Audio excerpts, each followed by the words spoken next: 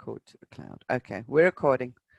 We're recording. So, hi everyone, and officially welcome back to the completion of Masters of Destiny 2, seeing as we were abruptly cut off, or our session was abruptly terminated before it was actually completed last week. So what we're going to do is just finish this and then move on to the Masters of Destiny 3, or the third session. And if you will remember, where we were at was actually discussing some of the events of the fifth wave, and the origins of trauma in the human psyche. And this to me is particularly fascinating because there is so much emerging at the moment in the world in respect of dealing with trauma. And while the focus is actually really on healing trauma in the current lifetime and possibly recent influences by ancestral traumas, because they have established a link, what is perhaps not taken cognizance of is the fact that the human race as a collective has basically been living in a traumatized state for the last possibly like 40,000 years as a consequence of events that took place a long time ago that really fragmented the human brain. So we were looking at the origins of some of the trauma as they were associated with the fifth wave. Now, I know, Linda, you've just joined us up. I hope that this is actually going to make some sense. Some of the information you guys may have seen before, so it's really just putting it into a new context. So the transition period, if you like, between the fifth wave and the sixth wave, and the arrival or activation of the sixth wave upon the planet marked a period of chaos during which, and within those timelines, there was a lot of conflict that was initiated upon the planet. So all of the mythologies around Atlantis, the genetic manipulation and the creation of a slave race, ET interventions as far as the human race development was concerned, all of that took place within that transition period between the fifth and the sixth wave. And in that period of turbulence, if you like, between the two waves. And this is where the ego was actually birthed. And if we look at this and understand that the human ego developed in response to trauma, it was birthed and developed as a means of being able to exercise some control over its environment. So it really fully formed and became heavily entrenched during the period of the sixth wave. But this really just puts a little bit into context. So we had Atlantis and the interventions that took place during the cultural influence of Atlantis. These were ET six waivers, if you like, because they were already at the level of the mind holograms or the mental holograms that are associated with the sixth wave. And they technically interfered with the natural progress and evolution, or one could actually argue that they facilitated it, because this move into left brain consciousness is an aspect of the sixth wave, through genetic manipulation and the creation of what we might call the slave races. So that created or generated a huge amount of trauma within the human psyche back at that stage. Okay, let's just have a look at the chat room. Mary said, is this the cause of the fall of Eden? One could actually say that this is an aspect of it. Was this sort of being, what's the word, cast out of the garden, you know, sort of that the world that we had, which was a world of total harmony, this fabled golden age that we lived in previously, was the world of the original First Nation peoples, because they had that understanding. Let's just remember and recap. They had the understanding through their unfiltered access to the divine. They had unfiltered access horizontally to the divine, and unfiltered access to the divine from a perspective of harmonious relationships with nature, with the garden.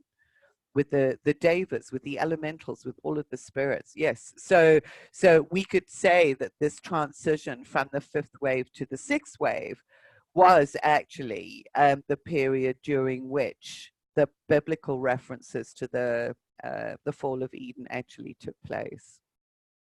And there are many origins of the Adam and Eve stories, and this origin of, Carl writes about it in his book, the origin of the polarity of good and evil, which is part and parcel of the sixth wave mind that we were downloaded with in respect of the holograms that was delivered as part of the sixth wave. But okay, so there was trauma that was caused mentally, spiritually, emotionally as a consequence of the manipulation from the Atlantean era, and that is generally from around about 10,000 years ago. Earlier than that, I don't know how long the culture actually lasted, but we know that Atlantis disappeared around 10,000 years ago. All of the stories of the floods originate to that particular time. So there had been a lot of wars, earthly and galactic conflict leading up to that point of the natural cataclysms and the floods that were experienced on the earth. So it was a buildup of traumatic experiences. So approximately, we also have the impact on the human psyche of multiple natural cataclysms. And Earth is just one planet living within this enormous solar system, living within this enormous galaxy, and this galaxy is only part and parcel of an incredibly huge universe. You know, so natural cataclysms, planets rise and fall. They are birthed, they evolve, and they are destroyed. Stars burn out. So it's a natural progression in respect of the evolution of the universe. So natural cataclysms, strikes by asteroids, collisions with energetics from space, are actually a natural part and parcel of the environment that we have lived within upon Earth right from the very beginning.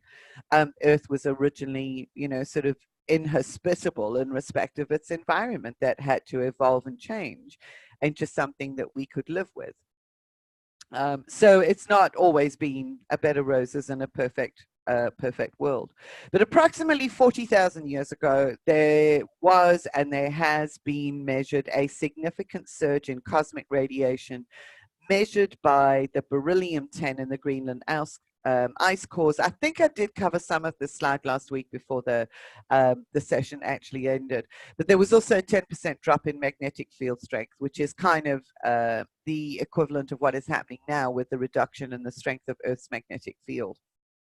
What makes this significant is that beryllium-10 is an isotope that is actually only found in space. So to find its presence in the ice cores and in certain deposits upon the planet indicates that there was something that happened that brought us into very close relationship from a cosmic perspective.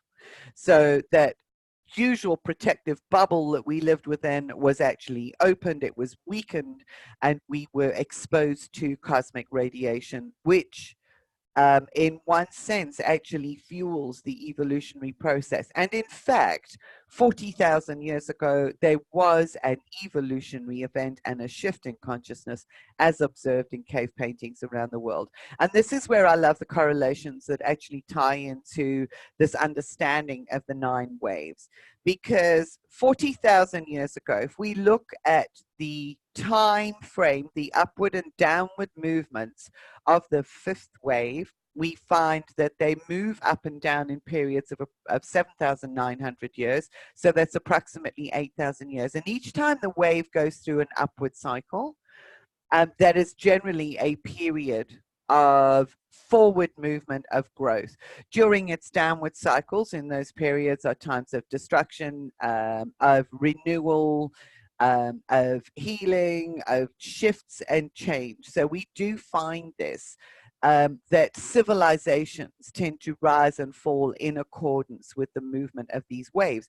So if one takes that the 5th wave periodicity is around 8,000 years, you can see that 40,000 years ago takes you back 5 cycles, if you like, or represents a period of 5 cycles in the fifth wave time frame and time scale.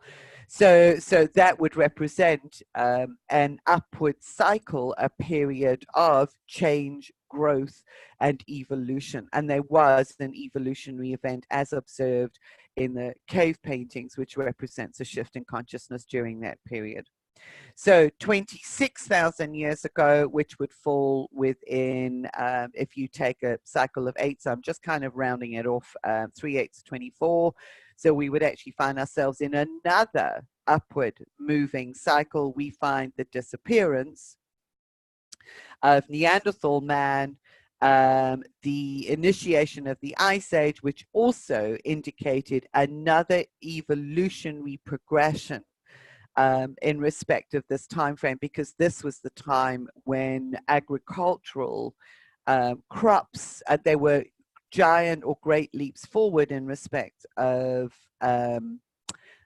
agriculture and the emergence of more modern man. So there was lots of evolutionary events that took place during these timescales within the fifth wave understanding.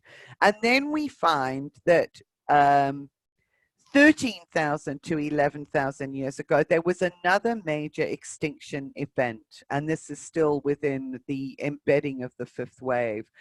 A major extinction event. Now, if one thinks it was also the end of the last ice age, there is evidence again that there was an asteroid strike. They have found craters associated with certain material deposits around the world, which would indicate a cosmic event. Now, if you think about the early humans, or the humans that were living 13,000 years ago, these events that would have wiped out whole, what's the word, cultures, would have been hugely traumatic for those that actually survived. Can you imagine, you know, sort of a nuclear bomb or something hitting the city of London, you know, sort of, and then take that kind of trauma that we might experience and amplify it 100-fold in respect of the influence of a cosmic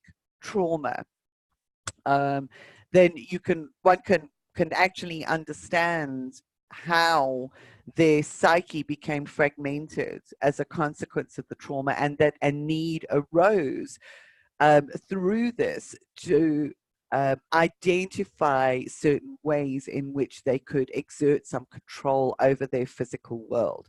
And that control over their physical world and their environment was part and parcel of the hologram, the mind hologram that was downloaded with the further wave that came in, which was the sixth wave. So all of these events really were part and parcel of the evolutionary process and preparation for the sixth wave mind that was then downloaded into our mind, that has been a part and parcel of our development ever since. So these timescales are really beautifully aligned with the cycles of the waves of creation as identified by Carl Kalleman. So I think the work that he's done on that is really quite tremendous. It's just what I'm presenting here also adds to the entire energy and understanding of it. So this here, what puts the ego into the driving seat is trauma and the need to create a measure of control in the face of incredible danger. Modern man still suffers from PTSD as a result of these ancient events, and the left brain ego has been running the show ever since. This is often referred to as the fracturing of the human psyche. So modern man still suffers from PTSD. So this trauma is actually almost an inbuilt aspect of modern man. So whatever we can do to heal that fractured psyche is of paramount importance in order for us to be able to fully access, appreciate, and work with the energetics and the understandings of the new waves that are now active upon our planet. So this is where we'll talk a lot more about that with the eighth wave when we get to the eighth wave point. But does that make sense to you guys? So all of these destructive cosmic events and these traumas that took place were all within the fifth wave context. And that paved the way, if you like, for the mental holograms of the sixth wave, which really introduced the left brain and left brain ways of being able to apply and adapt to the control.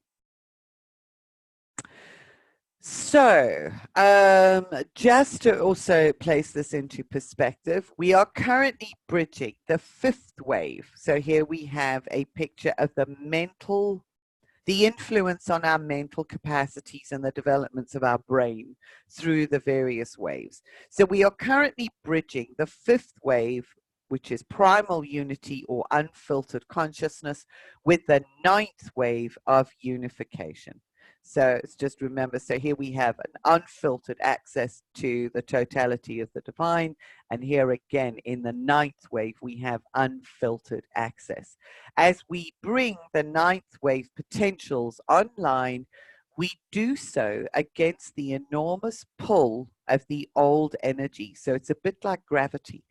So it means that that's why we have also, those of us who are energetically sensitive, who are empaths, who have been doing this work for a long time, we have been healing not only our own personal lifetimes worth of traumas, there is a gravitational pull that is drawing you back through all of these multiple waves and the understanding of the traumas that became a part and parcel of the programming of each of those waves to draw us back to the original fifth unity consciousness so that we can build that bridge and then extract what is positive from each and every one of the downloads of divine mind, bringing it into the light of the ninth wave complexity so that we can begin to heal the planet and heal the complex issues that we find ourselves with at the moment with this updated. So the ninth wave represents an update to the fifth wave because of all the complexity that is actually built up through the subsequent waves. So we are healing the traumas of the fifth and subsequent waves, and this is a critical aspect of our evolutionary journey and the ability to attune to and embody the ninth wave. So it's a huge, I've said this before, it is a huge undertaking that each of us who have been drawn to this work agreed to participate in. And I think this is a part and parcel of why you hear so many people saying, I'm weary down to my soul.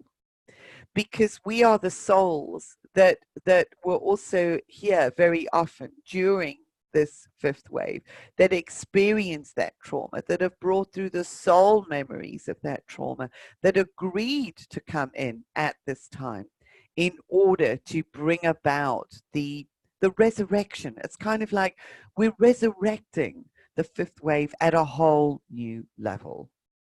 So it's an enormous amount of work, and the gravitational pull, because of the darkness, if you like, that exists, the negative programming of all of these waves, thousands of years worth of negative programming, is very, very intense and continually wants to draw us back in, wants to take us back into there. So it's like we are really sometimes standing with our feet as if they're embedded within treacle, with our head and mind and spirit connected with the unlimited possibility and potential of what exists, really trying to bring that light all the way through to loosen the binds that have been around our ankles. So I hope that makes sense to you guys. That just really puts it nicely from a pictorial perspective. And this picture also leads us into an understanding of the transitionary period between the fifth wave and the sixth wave. So the fifth wave is the home of the indigenous peoples, the original harmony. Sixth wave, you can actually see here that the right brain is darkened and the left brain is enlightened. So the sixth wave brought with it an enlightenment of the left brain, and the left brain is that linear, logical, rational reasoning that totally discounted anything to do with the intuitive, to do with ultimately with the intuitive, and it led to civilizations that were built upon the concepts that were hierarchical and built upon the concepts of the sixth wave. So this was the chaotic transition as well, during which all of those natural earth, the period during which all of those cataclysms actually took place, that began to fracture the human psyche so that we could develop the left brain, which is what was needed. So it's almost like that fracturing of the human psyche had to happen, but we need to be able to see it within a new context, because it was part and parcel of the development of the reasoning brain. And so we have actually developed through subsequent waves.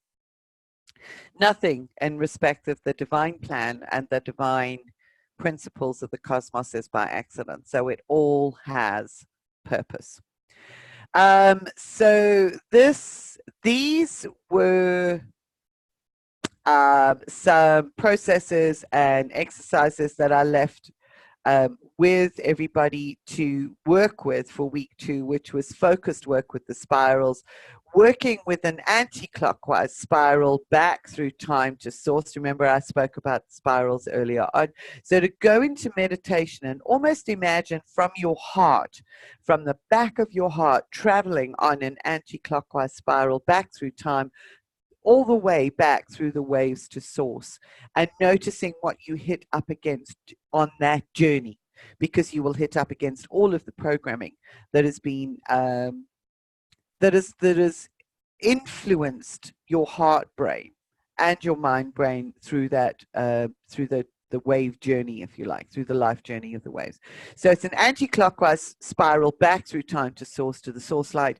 And then once you've actually managed that, is to connect with source light and to spiral source light energy clockwise on the spiral in order to recode life and infuse all of the waves with that light. And in so doing, we bring it back and begin to infuse the 9th wave consciousness through the preceding waves. So I hope that makes a little bit of sense. I just want to go back to this particular slide just to show you the spirals here. So we've got this anti-clockwise spiral moving all the way back to source, connecting with the unfiltered, beautiful light of consciousness of the 5th wavers, and then the clockwise spiral bringing it back to a point within our current reality, within our current paradigms, current way of being. And of course, when you overlap those spirals, what do? You actually create the diamond. You guys have seen that in many of the other processes and work that we've done. So I just wanted to add to that. And then the second practice or exercise that I'd like to just introduce to you very quickly is to focus and balance the brain by working with the 12 complementary attributes. So I'm going to share these with you now. This is really significant because what we're working with is balancing polarities, because ultimately that is the healing is achieved through the balancing and holding of all of those polarities, through recognizing what is positive in each of those polarized states, being able to hold the paradigm and hold the space between. So this concept of 12 complementary attributes is actually something that comes from ancient mystery schools. It was something that was taught in the ancient Egyptian mystery schools. So I just want to share that with you now. And also to just put into perspective this concept of spirals and the human or the divine script. So the human script, our human understanding, our human way of relating to life runs on a spiral which runs from left to right. So it's a counterclockwise spiral from left to right. So what we do when we work with that counterclockwise spiral is that we begin to unravel the human script so that we can reconnect with the divine script. So here we've got the counterclockwise spiral, the counterclockwise and the human script connecting us with the planet Earth, and then the upward rotating spiral, which is the divine script, which runs from left to right. And I have covered this in some of the previous webinars that I did, just to understand this in context, is when we look at the ancient languages are all written, your ancient Aramaic, your ancient Hebrew, some of your most ancient languages are actually still written in script that runs from right to left. So when you read the script, you actually read it from right to left. Not from, you think about English and the more modern languages, which are running on a human script, they run from left to right. So one of the ways that we can practice balancing the brain is to run on these counterclockwise spirals and practice reading right to left. Our DNA, which is a marriage of two spirals, has both the left hand and the right hand spiral. So our DNA in and of itself, with its two counter rotating spirals, two opposite waves, complementary waves, represent the marriage of the divine with the human in order to give rise to the human form. So it is also through our DNA that we actually bring the divine into being through our physicality. And this is one of the reasons why, with these ancient understandings applied to our current understandings of biology and how things work, I look at it and I go, we don't need 12 strands.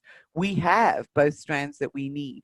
All that we are doing is we are working with reprogramming those strands that we have with more advanced frequencies and waves of light, i.e. the ninth wave. So we are constantly engaged with this, but we've become stuck, if you like, in this human script, which is a counterclockwise spiral, which almost spirals us down all the time, down into that connection with the earth. So we need to balance those two spirals. Hence, that's what the diamond does, the octahedral energetic form and shape, aligned where it is at the base of the spine, as I've explained to you guys so many times before as well. What the shape does, because it's pyramidal, it generates clockwise and counterclockwise spirals, enabling that marriage, that balancing, that awakening, that new form to be and become integrated. So that's also very interesting, and it's one of the reasons why this whole aspect of diamond consciousness is becoming so prevalent with some of the new age groups at the moment, as they're beginning to awaken to it. It's just the understanding of it is still within the eighth wave framework. So I hope that makes sense to you.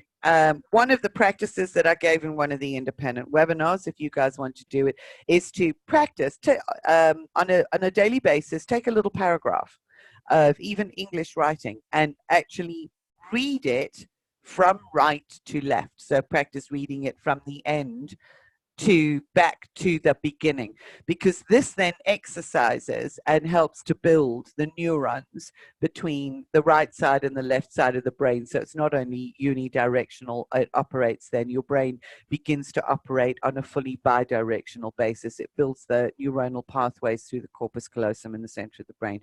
So it really helps to balance the brain.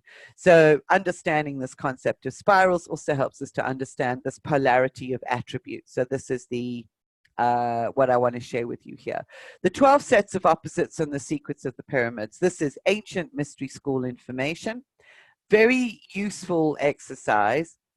And this is what the initiates were actually taught to do, is they were taught to master these 12 complementary steps or sets of attributes for ultimate unification and for co-creating effectively with the ninth wave or with source. And this is, it looks very simple, but it's a very profound exercise.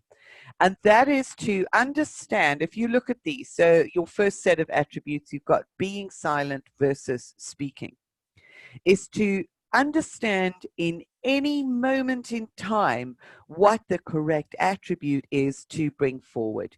Each one of these attributes, being silent and speaking, for instance, each one of these has a polarity within it. So within that polarity is an ideal time to be silent and an ideal time to not be silent. It also sorry, the other way around. It has an ideal time for silence, and there are times when it is dangerous or adverse to our development or to the development of somebody else to remain silent. So, just as an example, if you had to see somebody who was being beaten up in public, would you just walk by and actually be silent? When one does that, we are dishonoring the divine that actually exists in that person. We are actually causing harm by not speaking up. We are causing harm by being silent. And yet, being silent in its positive pole would be, say, it's not appropriate to speak or to make noises or interrupt when somebody is in prayer. So when one is in a silent space and honoring the divine within them, that is a perfectly and beautifully positive, appropriate time to be silent. It is not appropriate to be silent, for instance, when somebody is about to be harmed. So there are polarities within every single one of these attributes, and what the initiates were taught to do was to master each and every one of those occasions, so that given any set of circumstances in life, they could harness and home in on whichever aspect of that attribute was pertinent and relevant at that, for that specific moment in time. So we've got, so speaking, again, the polarized aspects of speaking. There are times when it is divine to speak up, when we are speaking up on somebody's behalf in order to prevent harm. There are times when it is harmful to speak. If we are gossiping, for instance, that is harmful. So what I've got as well, this is just the top level introduction to each of these attributes, and I've got a chart that gives you a breakdown and an understanding and examples of the polarities within each and every one of these. So what I'd like you to do is to just close your eyes for a moment. I want to read out these attributes to you and just notice which, if any, you feel triggered by, because that will give you an indication of where there is a lack of balance within the application of that attribute, or where we've been programmed to associate that particular attribute with something other than its divine qualities or aspects. So just close your eyes for a moment, and I want to read these out to you. So the first two you've already heard, which is being silent and speaking. And just with your eyes closed, just imagine yourself in situations where each of these attributes may be appropriate. Receptivity, being open to receiving information, whatever it might be. Resistance to influence. Obeying and ruling. Humility and self-confidence. Speedy responses and reflection. Accepting everything. Differentiating and discerning. Having the ability to fight. Peace. Caution and courage. To possess nothing. To command everything. To have no ties. Loyalty. Scorning death. Regard for life. Indifference and love.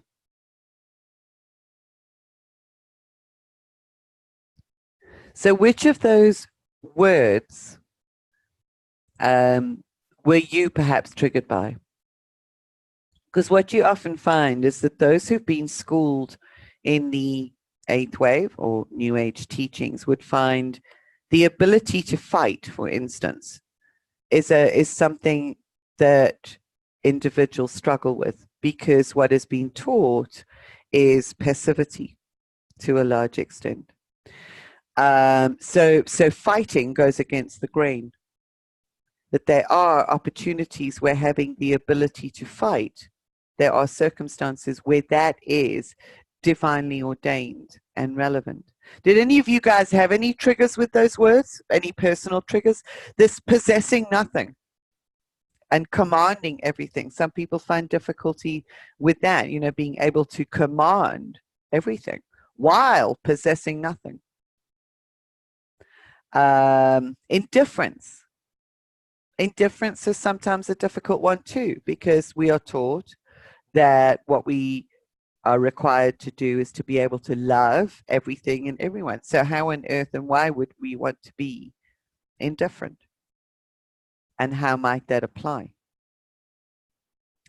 So it is very, very interesting to work with these. And it's like I say, it's sort of ancient mystery school teachings that really open our eyes to different ways of being in the world, that balance all of the attributes and bring with it the recognition that even through the challenges in our world, every single situation that we find ourselves facing has a purpose.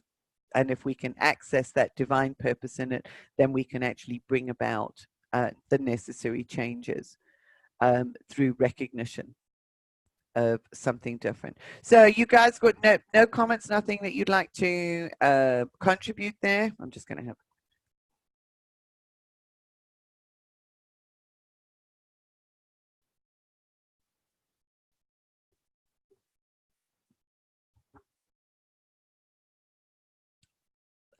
Don't know if you. I seesaw continually with all of these. Okay, no, that's great, Linda. Thank you. Most of us do, you know, and it's really being able to balance every single one of these appropriately. And that is part and parcel of actually mastering our thought processes, strengthening the neurons and strengthening our understanding so that we can actually balance the brain. So what I'm going to do is I will actually send you the worksheets for this, which give you the fundamental attributes with an explanation, as well as the breakdown of each one of these, the positive and negative within each one, and examples. So you can actually have a look at the examples and it'll give you some insight into how you apply those attributes yourself in your own life. So you can also look at that, look at these and go, okay, well, this is one that once you've done that, you can go, okay, well, that's something that I can actually develop. I can strengthen this, or I need to let go a little bit of that one because that's overriding everything else. And have a look at where you can bring about that balance for yourself. Now, bear in mind that these are recommended. No one's going to check you to see if you do your homework. It does just facilitate depth of insight. So it's a suggested process that you can work with and see what comes up for you. See where you are emotionally triggered with some of them, you know, and attachment and so on and so forth. Okay, so this is now one of the secrets of the pyramids that I just wanted to share with you. So I know that Mary, you're probably quite familiar with this. Linda, you've probably seen this as well. Christina, I'm not sure if you have, and the others who are watching the recordings. But the pyramid equates to the 12-pointed star. The pyramid is a 12-pointed star. And that's where we get those 12 sets of attributes. Okay? The opposites. Now, most people would look at that and go, what on earth are you talking about? Okay, so in two-dimensional form, a 12-pointed star represents the pyramid. Okay, so let me show you how. Sorry. If you take a pyramid, you can actually see the construct actually has a square base and it has 4 equilateral triangular sides. So if you look on the image here, the 12-pointed star, what you've got is in the center here, you have a square base. And that square base is actually created as a consequence of the overlapping triangles. You have got 4 equilateral triangles. So you've got 1, 2, 3, and 4. You've got 4 equilateral triangles overlapping each other. The actual overlap creates, in fact, the square base of the pyramid. So the pyramid and the 12-pointed star are one and the same thing. They represent encodings. It's an encoded form. Once I actually saw this, it was just, I couldn't not see it. It absolutely fascinated me. And it's just the ways in which we begin to understand the messages and the encodings in geometry. So if the pyramid is the 12-pointed star, you have 12 pairs, 12 sets of opposites. You see how the number 12 actually filters through a lot of the sacred teachings. 12 pairs of opposites. So you have the sort of being silent, receptivity, etc. So you've got one set of opposites here. You've got the other complementary set here forming the points of another 12-pointed star. The two together, when they are perfectly balanced, create ultimately the 2 adjoining pyramids, which give you the octahedron, which brings us back to the divine die-hold or the divine blueprint or template of life. Can you guys see that? So that's why the 12 attributes are actually really important. They are encoded. The balancing of both of them actually create and support the creation of that body of total balance, which is the diamond. So that's all encoded into the work. And I just wanted to bring that up because to me, the diamond is a theme, as you guys know, that runs through everything I do, but there are many, many, many ways of accessing and being able to connect with it. And this is just another one of them. So there you go. That was the end of the second session with the recommended exercises that will assist you in helping to bridge the traumas and the fragmentation that was caused as a consequence of this transition between the 5th wave and the 6th wave. Does that make sense? Are you guys comfortable enough with that? And you'll get the documents which give you further detail with the exercises. Okay, so what I am going to do here, okay, thanks, Linda. Oh, that's wonderful, Linda. Yeah, love it, even though you haven't actually seen the first 2 yet, so that's just really brilliant. So let's have a look and go into the 3rd. So I need to actually stop that share and bring the 3rd one up. Does anybody, before we go into the 3rd one, does anybody actually have any questions or comments associated with session 2? Nope. Why has that come up? Sorry, wrong one. Here we go. So let's have a look now and go into a little bit of detail on the 6th wave, because the 6th wave really represented a period in time. Okay, that's great. No questions. Where things really, really started changing radically for humanity. So let's just get this from the beginning. And that's why this one is called Epochs of Power. Our ability to understand these waves, to be able to work with the energies that have been generated with these waves, are really an aspect and a function of us achieving our destiny as a, not only individually, but as a human race. We that are doing this work and doing the alignment with the waves and the 9th wave are the ones who are actually sowing the seeds and setting the templates for the rest of humanity to follow. So that is really important. So the 6th wave brought with it a completely new set of paradigms, as mentioned briefly, at the end of Masters of Destiny 2, we see that the mental constructs that were downloaded from source mind, from divine mind, with the sixth wave, represented an endarkenment of the right brain and an enlightenment of the left brain. So it did bring with it the opportunity to evolve and create in accordance with the left brain or more masculine attributes. So as a consequence, if we track through, and once we understand and have a look at this, when we start tracking through the sixth wave, we actually see that the cultures and the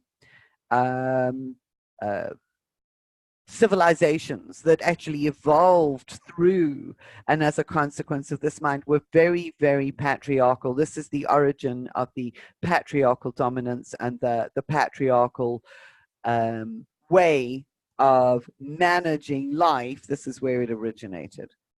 Okay, so this is where it came from. Now, what happened with the original group that I took through this journey through the 9 waves? One of the ladies actually had a number of questions, and I put these into the presentation because I felt that they were really relevant and very powerful questions. So as we started with the 6 wave work, I actually discussed some of these questions with the group because it's also really interesting. It can open up discussion, and there quite likely be, you know, sort of alternate perspectives or alternate ways of viewing the insight into these questions, but very, very insightful. So before we go into some of the detail here, I'd like to just open these questions up and give you my take on it, and perhaps we can open it up if you guys want to discuss or contribute your own understanding. So here was one of them. Do you believe in multiverses? Because I'm led to believe there are, and in which case does the cosmic tree give rise to these, or does each universe have its own tree? And I thought there was all of these were just really interesting questions. So I thought, yeah, because we do understand this concept of multiverses. It is a language that's spoken. It is something that science is figuring out and beginning to understand and relate at the quantum level. So multiverses, parallel universes, all of these actually do exist. So how does then that relate to the cosmic tree? So my take on this, my understanding of this, because obviously there is no definitive answer, but the sense that I had in respect of this particular question is that yes, multiverses do exist. So there's a universe that is actually different to ours. And there is nothing to say that the laws of physics and the laws that govern that universe are the same as our universe. Bearing in mind that everything is created from the one divine source, then the same source would be experiencing and beginning or working to understand itself through the experiences of individuals in each one of those multiverses.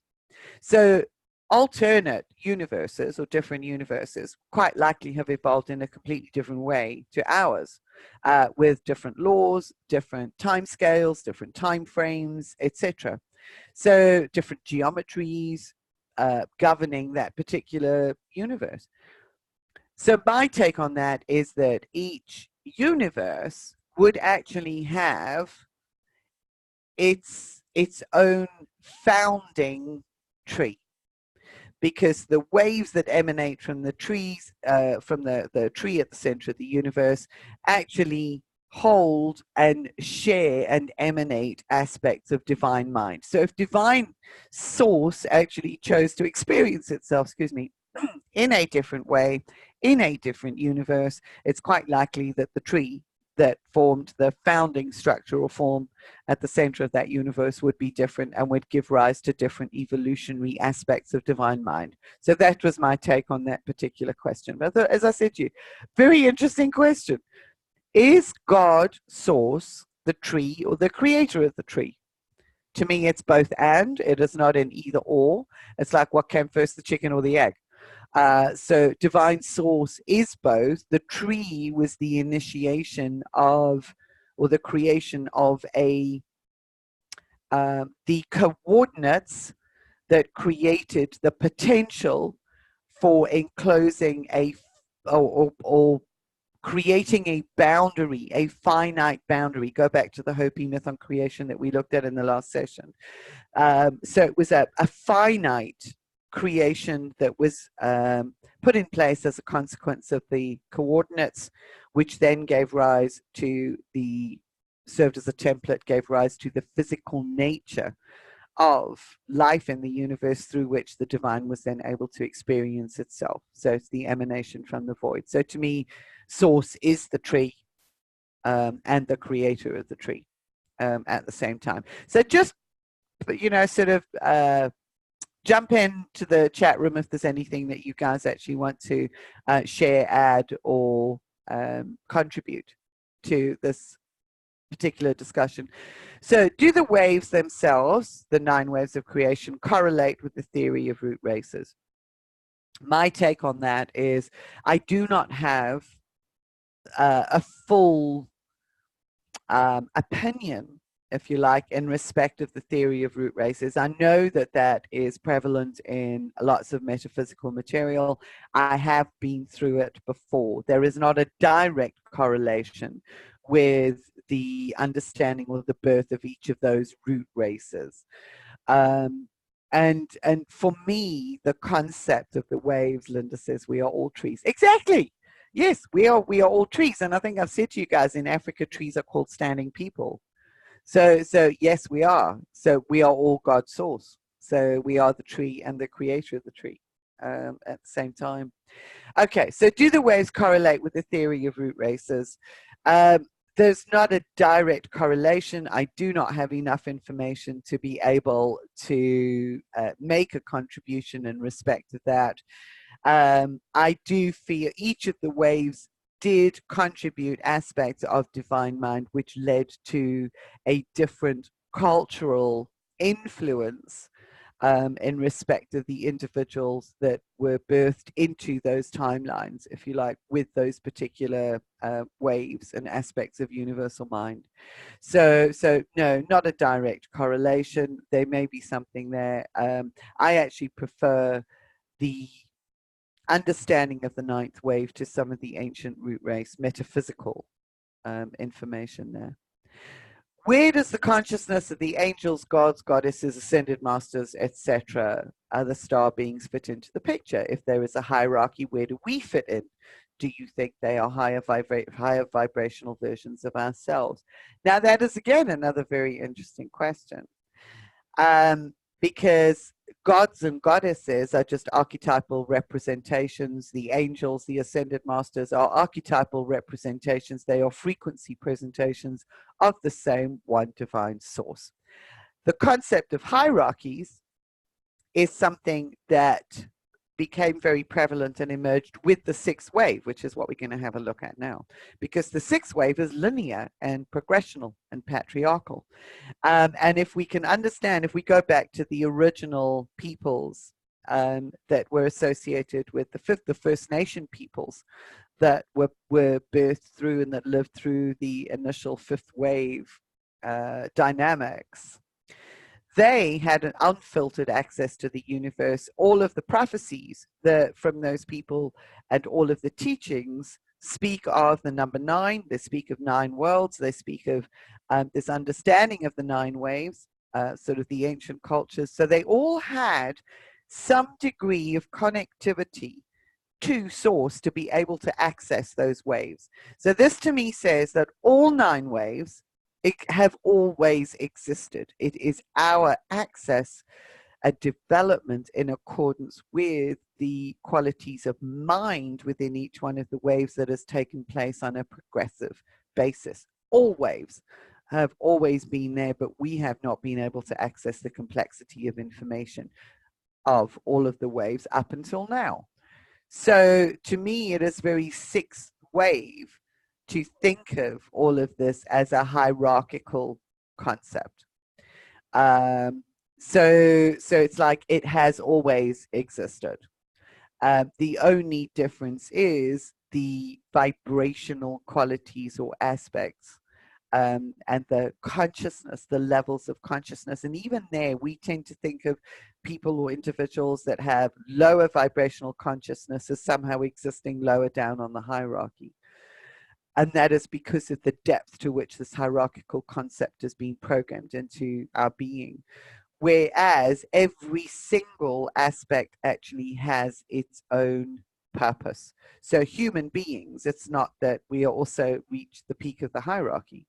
We just have the capacity to be able to integrate the complex and the brain structure to be able to integrate the complex aspects of universal mind that are coming in with the higher frequency waves. I do not consider this a hierarchy. As many of you know, I don't go along with the hierarchies of angels. There are advanced understandings within the universe. There are those who have been working with the higher aspects of the waves for a longer period than we have. That does not diminish our place in the unfolding of the divine program or unfolding of reality. Does that make sense, guys? So the other thing is the other question, how does us as multidimensional beings living numerous parallel lives at the same time fit into this?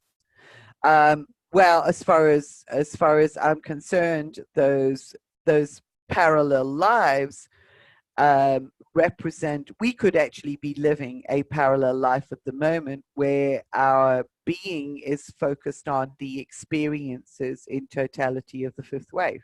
We could be living another parallel life where our being is focused on the experiences and learning of the sixth wave or the seventh wave. Where we're at now in this particular place, a juncture, as far as reality is concerned, and in this timeline or in this lifetime, is that we are experiencing and beginning to understand in this particular dimensional presentation the complexity of the higher frequency wave, the higher frequency qualities of the ninth wave.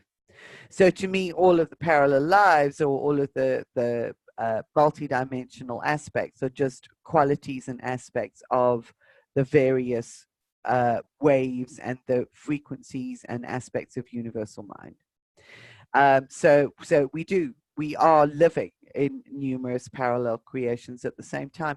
Part of what we're doing with the ninth wave is we're actually unifying all of that experience into ninth wave unfiltered consciousness. So again, I hope that makes sense. Like I say, jump in if there's anything that you want to share. I thought they were really good questions because they really do almost take us into a place of deeper thought and really questioning some of the paradigms and understandings. So this was me. My quote here was, I believe that we are fractalized, individualized from source, sent out to explore ourselves and individuality, light and dark and free will, and ultimately to reunite as one with source again. So yes, all of those fractal aspects of ourselves will be living out in different parallel lives, etc., and recalling then all of those experiences back through our being, ultimately to reunite with source. So Linda's just said there, yes, I agree. Thank you, Linda. Comment here, another question. How do the 9 waves affect the other planets and stars? Are they all affected at the same time as us? And how are we affected by linear time at all when there is no time? And are there more advanced enlightened beings than us elsewhere? Well, I sort of partially answered that before, because if the 9 waves already exist, this concept of no time, is that the 9 waves have always been in existence. It's just that the activation of those waves, our ability to access the complexity of information that's carried within the frequency of the higher waves, we have to go through a linear progression or period of development in order to facilitate our ability to access that. So we are, we know that going back over sort of records and looking at the progression of human beings is that the brains actually changed in capacity, and they changed in ability and understanding with each of the subsequent waves. So it's like you can't go from kindergarten to university in 1 year. You know, so you don't leave kindergarten and automatically go to university. You go through a period of learning and of sort of a step process that appears linear because it's within our time frame. However, all of that does already exist in that space in no time. But we have to go through the process of expanding our brain in order to get there. So there is this paradox that exists. And of course, because all the planets and stars within our universe are all formed as a consequence of emanations from the same central cosmic tree, they're all affected by the waves, but not necessarily at the same time. It depends on, for each one of those planets and stars, the energies there. It depends on their particular rate of progress through the evolutionary aspects of each of the waves. So each one of them would be playing out differently. So yes, of course, there are more advanced enlightened beings than us elsewhere because they've already, they may have been on a different linear timeline, for want of a better description, that they have reached the ninth wave level of understanding and the capacity to work in accordance with that. And we know, you know, sort of from all of the ET information that we're actually exposed to on our planet, that there are highly advanced technologies out there which indicate not just the technology, the capacity to utilize the technology for the betterment of humanity. That is a ninth wave quality, and that's where we need to go. Technology in and of itself started emerging with the sixth wave. So ninth wave qualities. So I'm guessing if when we choose to take on the Earth experience, if we had known about time, we may not have signed up. Yeah, that's true, Linda, because you think about the cycles of, you know, sort of reincarnation. One then looks at, there are many people who say that reincarnation is a trap, you know, that it's just kept us on this treadmill and kept us on this cycle and in the prison matrix. And at the same time, when we start to understand the waves and we think about the soul experiences and we think about how we've come to understand those aspects and qualities of universal mind through each and every one of those lifetimes and experiences in different cultures and so on and so forth, it's not a trap. It's actually been a progressive and expansive experience, ultimately, so that divine source comes to understand and know itself. It's just continually understanding its creative capacity through us. So we've been a part of that through all of our cycles on Earth. But yeah, we might not have signed up if we'd actually known that, sort of at our current way of thinking or current understanding or thought processes. So who are the ETs that interfered with us in the Lemurian Atlantean period, and what was the purpose of the creation of a slave race? This was Joanne. She says, I've read about the quest galactically for minerals and precious metals like gold. Well, yeah, that's what we understand.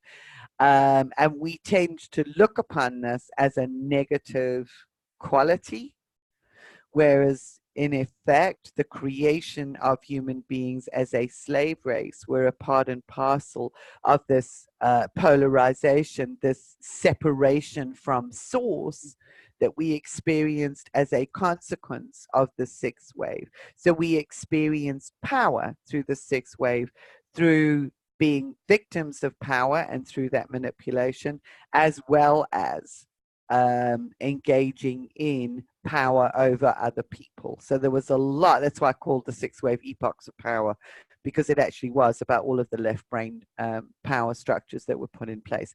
As to who, so the creation of the slave race, you know, we tend to think, I'm not a slave and I don't want to be a slave. It's actually served our development. It has actually served our purpose. It's served our understanding. So this is one of the paradoxes that we can learn to view and to look at in a completely different way. As for who they are, there are many ways of actually viewing this. It is, there, depending on the text that you look at, the Gnostics tend to look at them or refer to them as the archons, those that actually took over the minds of humanity. And in effect, they were part and parcel of the separation. They're also variously known as the reptilians or the Draco. originating from the Orion system or from wherever they did. So there are just there are many perspectives on this. There are many stories that have evolved on this, each one claiming to be the definitive understanding. I don't present it that way because I do not have a definitive expression of that. The energy that they represent is aligned with the sixth wave. So I prefer to understand their influence in the context of the waves, because that just adds meaning to the experiences through that. So I hope that makes sense to you. But I did find those questions really interesting. So does anybody have any sort of comments or questions in respect of that little sort of pre-discussion? Did you find that useful or enlightening?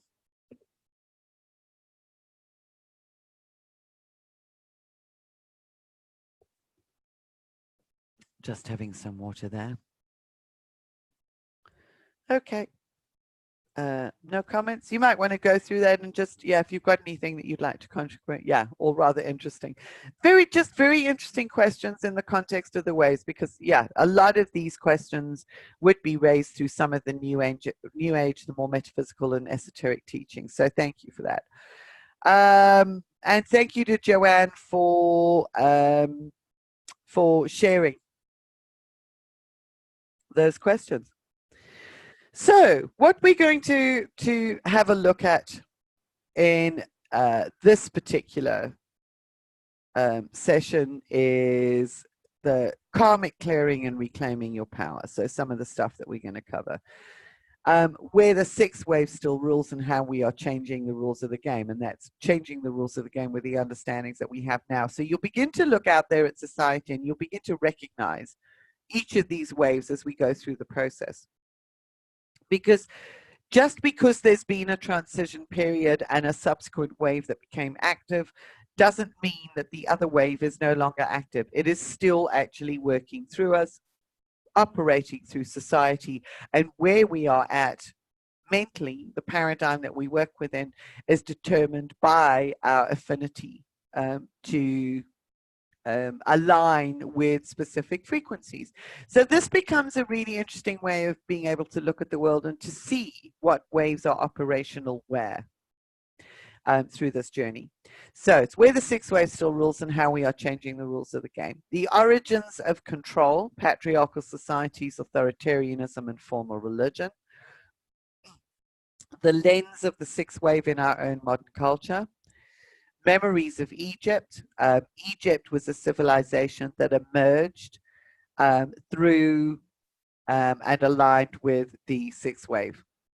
Reprogramming the operational patterns of the sixth wave, cosmic communication, and the secrets of the California redwoods. This was just quite an interesting little snippet that I actually put in here.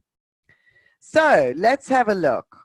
Here's just a reminder of the cycles of the respective waves and where we're at now. So we're looking now at the sixth wave. So there's massive changes to society, to cultures that came about as a consequence of the activation of the sixth wave. So it has a duration, a physical time duration of 394 years, and the activation of this wave was initiated around 3000 BCE. So you can see that that was also very strongly aligned with the emergence and sort of peak times of the Egyptian cultures, even though it does go back further. Remember that there is always a transition period between the waves when there is a lot of chaos. You also have a pre-wave effect. So you almost have like a pre-download of the wave before it actually initiates on the planet. So you start seeing the impacts of some of that before the actual activation of the wave itself. So this will become clear through the subsequent sessions. 394 years. So what this represents is a sine wave, where the upward cycle of that sine wave The daytime cycle of the wave is 394 years, and the downward period of the wave is 394 years. And we can begin also to track the rise and fall of civilizations in accordance with this rhythm, with this wave rhythm. So we would see the emergence and the building of civilizations to their peak during the 394 year day period of the wave, and then we'd see them declining during the lower period. Just interestingly as well, where we are at the moment is that we are in a nighttime period of the sixth wave, which means that we are seeing a decline and a destruction of the civilization that has emerged over the last 700 years. So what we thought, you know, we'd reached our peak in respect of civilization, it's actually declining at the moment, and it does so in order for a new higher civilization to emerge during the next day cycle. So we're in a destructive period where the healing can actually take place, where we know what works and what doesn't work, so that we can now be a part of constructing a new civilization. So this aligns with, you know, sort of in the New Agey circles, we hear all about New Earth and what have you. We're simply at a turn of that wave. So we have the opportunity to construct a new civilization with structures that are in accordance with the ninth wave. Every civilization that has been built up until this point did not have the higher understandings other than what was filtering through from the remaining teachings of the indigenous peoples, the First Nations fifth wavers. So what we have now is we have the opportunity and capacity to build a new civilization with the higher ninth wave frequencies available. So we have the capacity to structure something very new and powerful and positive. So that's just a relook at where we're at now with the waves and what that really means. So we're currently seeing the decline. Okay, so sixth wave. And here we've got that image again that I shared with you during the Masters of Destiny 2. So the sixth wave, we went from an unpolarized fifth wave, unfiltered access to an understanding of the divine. So horizontally, vertically, there was no difference. It was an unfiltered access to the totality of divine source. To the sixth wave, which was heavily polarized. And as mentioned, that in the sixth wave, we see the right brain, which is the creative, the feminine, the intuitive. It is the right brain which connects us with source, with our understanding of source. So we see now that the sixth wave was polarized. It was a download of holograms for left brain development. And it limited the right brain in respect of divine connection. Because in order for the reasoning, the philosophical, the ability to question, in order for that to develop, there had to be a closing down of the intuitive. Otherwise, we wouldn't have had the capacity to engage and develop the thinking brain, because we needed to do that in order to match the capacities that were going to come through with the ninth wave.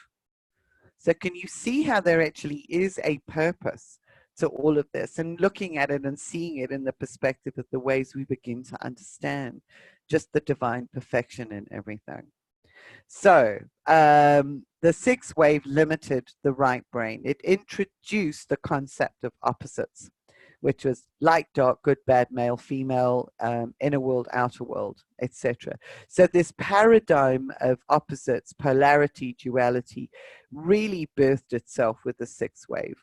It also initiated separation and conflict. And this is where the conflict between masculine and feminine, between the left and the right brain, really came into its own, and the conflict which resulted in the trauma resulted in this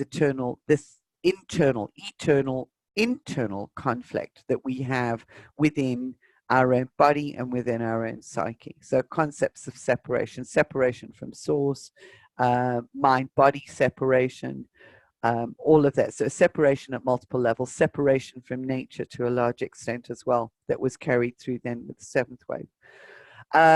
Strong issues and aspects of control, and this influenced, the sixth wave has had a strong influence on our relationship with our outer world, because our outer world, as a consequence of the earlier cataclysms, became something that we needed to try and control. So it makes sense that there would have been a change in relationship. And once we saw that as being something that we needed to control as a consequence of the trauma, that further deepened our separation from source. And it actually reduced our level of trust in the world. So we were separated from our soul, separated from source, and there was a lack of trust that was actually birthed through the sixth wave. So we still experience the impacts of the sixth wave in our makeup, because all of our ancestors have lived through that. So their genetic information has been imprinted into the field.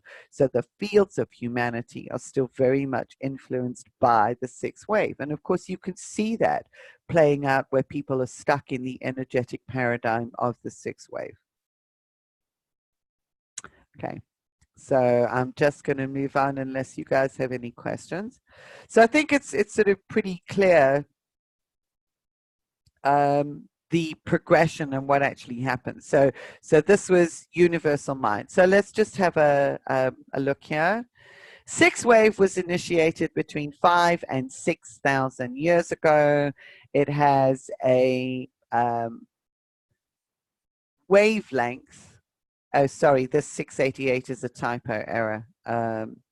It should be 788. So 394 years of day and 394 years of night. So the wavelength is 788 years. So approximately 6,000 years ago. Now, this is interesting because you remember I was talking about Atlantis, about the floods, about the cataclysms, etc. There were pre-waves approximately 10,000 years ago. So we had a pre-wave here that coincided with an earthly cataclysm, which actually initiated an aspect of that trauma and that separation.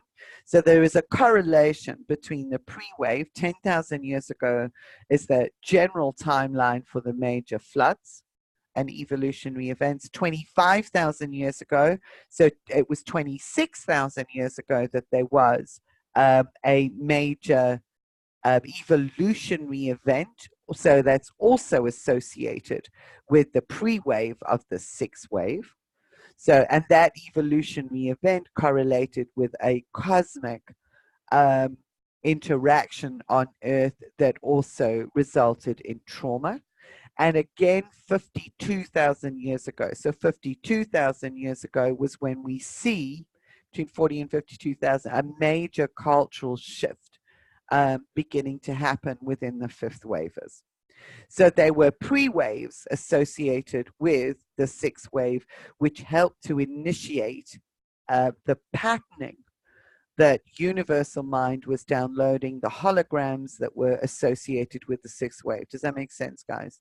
I'm sure you get where this is going. So from the sixth wave onwards, the holographic delivery from source that was encoded or is encoded within those waves related to mental paradigms as opposed to emotional or spiritual concepts. So and the mental paradigms within the sixth wave are left brain orientated, so linear, logical, etc. So very mentally orientated. It's where we learned to associate ourselves with mind as opposed to and to connect with our reasoning mind as opposed to the truth of our emotional bodies.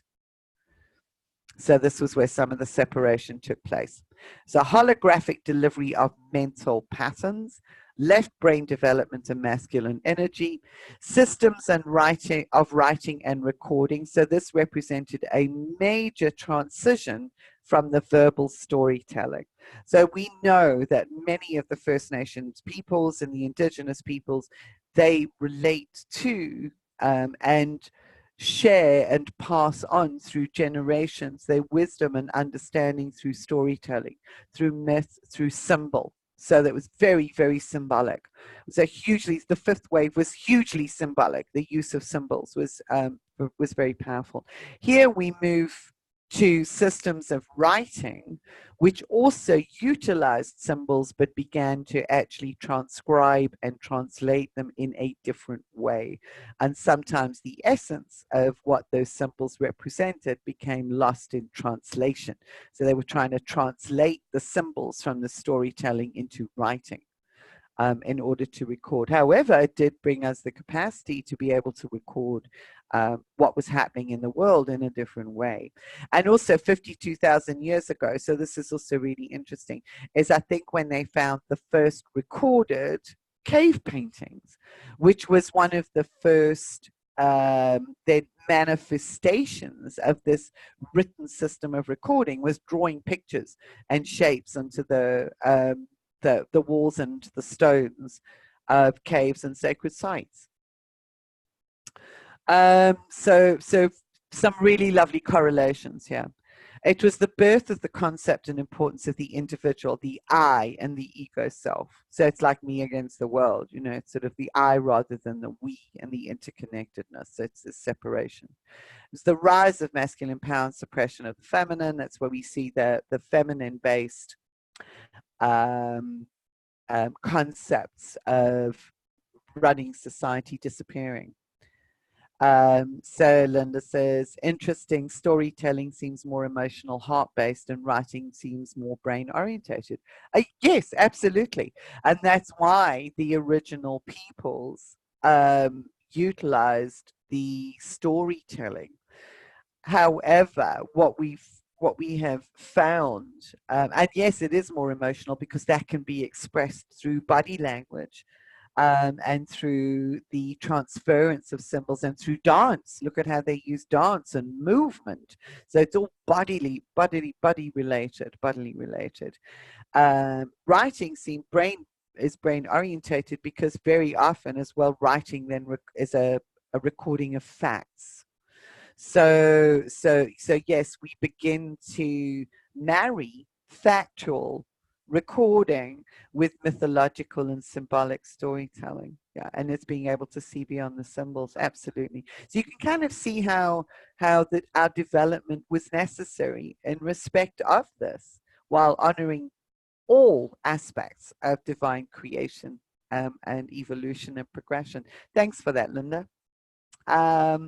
Sixth wave also saw and brought the understanding of source or creator as deity. So it saw the birth of religions and distortions of original practices.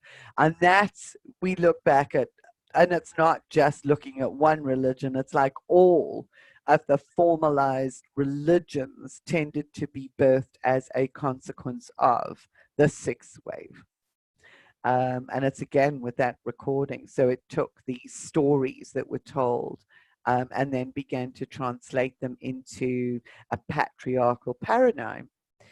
So it also, instead of seeing source creator as everything, it actually redefined source creator in terms of its finite form.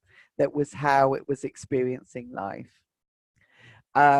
So remember, creator is both the infinite and the finite within that. So we lost the connection to the infinite and related only to creator as the finite.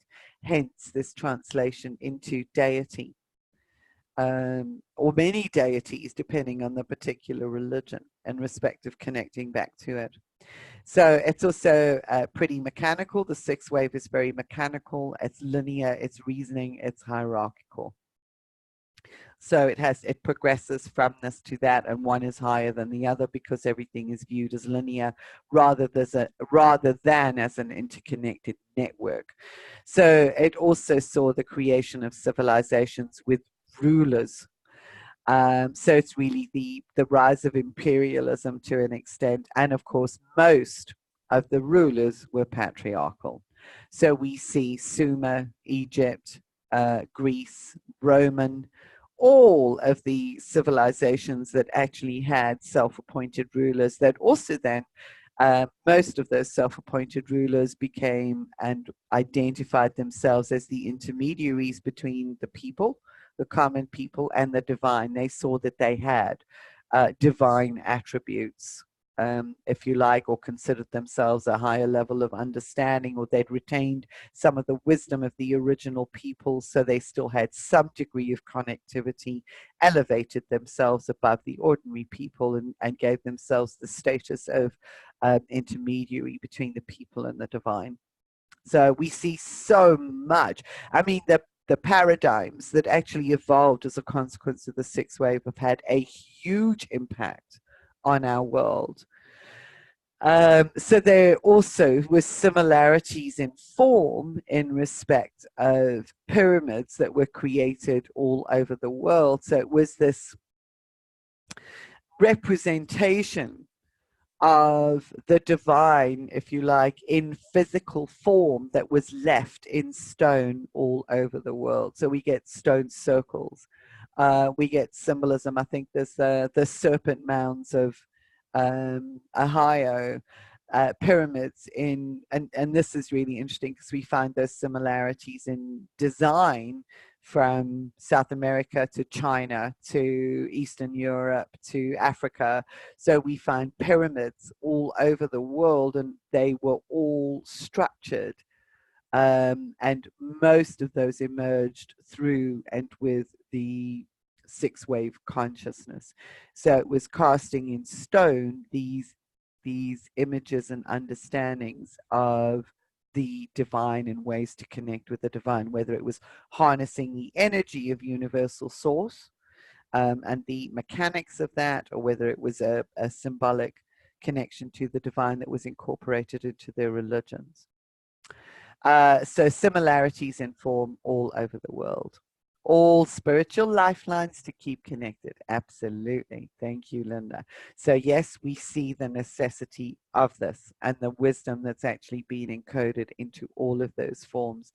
And hence working with the 12-pointed star and the pyramids, I find particularly enlightening. And the number 12. So let's have a look at some of the positive attributes. And what we see arising, some of the manifestations, if you like.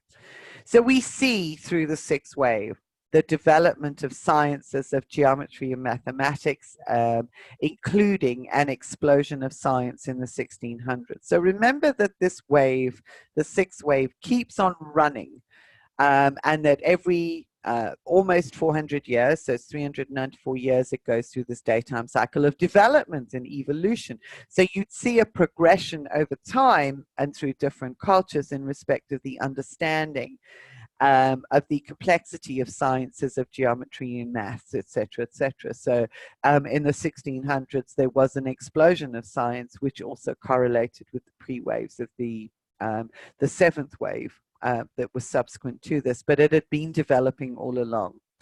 There was a new relationship to external reality, which actually resulted in our creations of form, so that there were attempts to reshape our world, or reshape our external reality. So we lost that connectivity, or individuals lost that connectivity. And took to creating external forms or deities as a concept, as a consequence of the loss and separation. There was a bridging of the world of the formless and the world of form as a consequence of the sixth wave. It was during this time as well, this transition between fifth and sixth wave with the Mayan calendrical system, that this was birthed, and it charts the understanding of all of the waves. So there is some pre-6 wave understanding in respect of the waves and the calendars and the subsequent driving forward of the calendars. So this calendrical system and what we know as the Tzolk'in, this mapping of the moon cycles, it's the 1320 system, I think it's called, rather than our Gregorian system, that was developed during the 6 wave upward cycles, upward wave movements. We saw the emergence, and we have seen the emergence of good versus evil in the biblical tree. There we go. Where was evil born, or how? The biblical tree of knowledge versus the tree of life. Okay, so this is really an interesting one, and Carl does actually go into it in a lot of detail in the book. So this concept of evil came about as a consequence of the right brain going into shadow. So the left brain was enlightened, open, and the right brain was actually in shadow, which means that it's kind of like our right brain connection with divine was taken back into the void, into the darkness. It was here that the darkness became something to be feared. And this fear in and of itself, in modern understanding, we realize that our emotions, when they are really strong, can almost take on independent form. It's almost like they can animate things. And this concept of anima and animus kind of thing, this life force. That the evil came about as a consequence of the fears that were creating thought forms out of the void. So is there anything, can we consider things to be inherently evil, or is it an evil that was born of the polarization of man and his fear of his own darkness?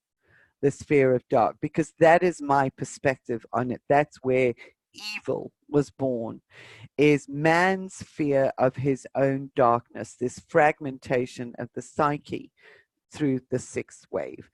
We've been taught through formal religion that evil exists, therefore we need a God to deliver us from evil, because we have forgotten that we are God. So everything became externalized. And it was our fears that were played on in respect of the structures. From my perspective, evil is there because it is the fears that have arisen of man's own shadow, the fear of man's own power. It's where we have given power away that has allowed certain acts, certain behaviors to become strong. So that's it. Yeah, Linda, fear equals false evidence appearing real, because it does appear to be real. Does that make sense, Mary? So the left brain was plunged into darkness, and mankind, human beings, actually then feared that darkness, and that's where evil, this concept of evil, was born, from fear.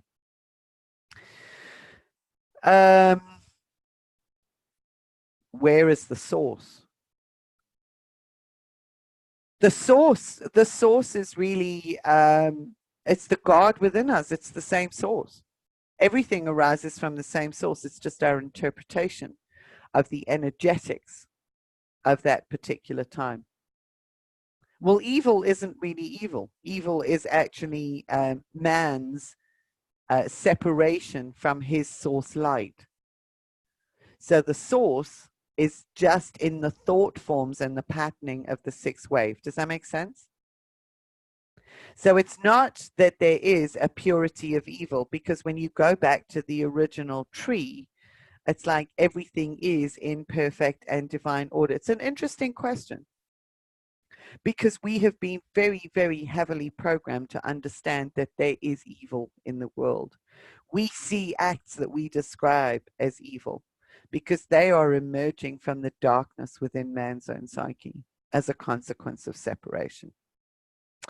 So yes, it's been programmed into our consciousness. Thanks, Christina. She just said very interesting. So it's an interesting perspective that we can actually begin to consider, because ultimately, what is it that we fear?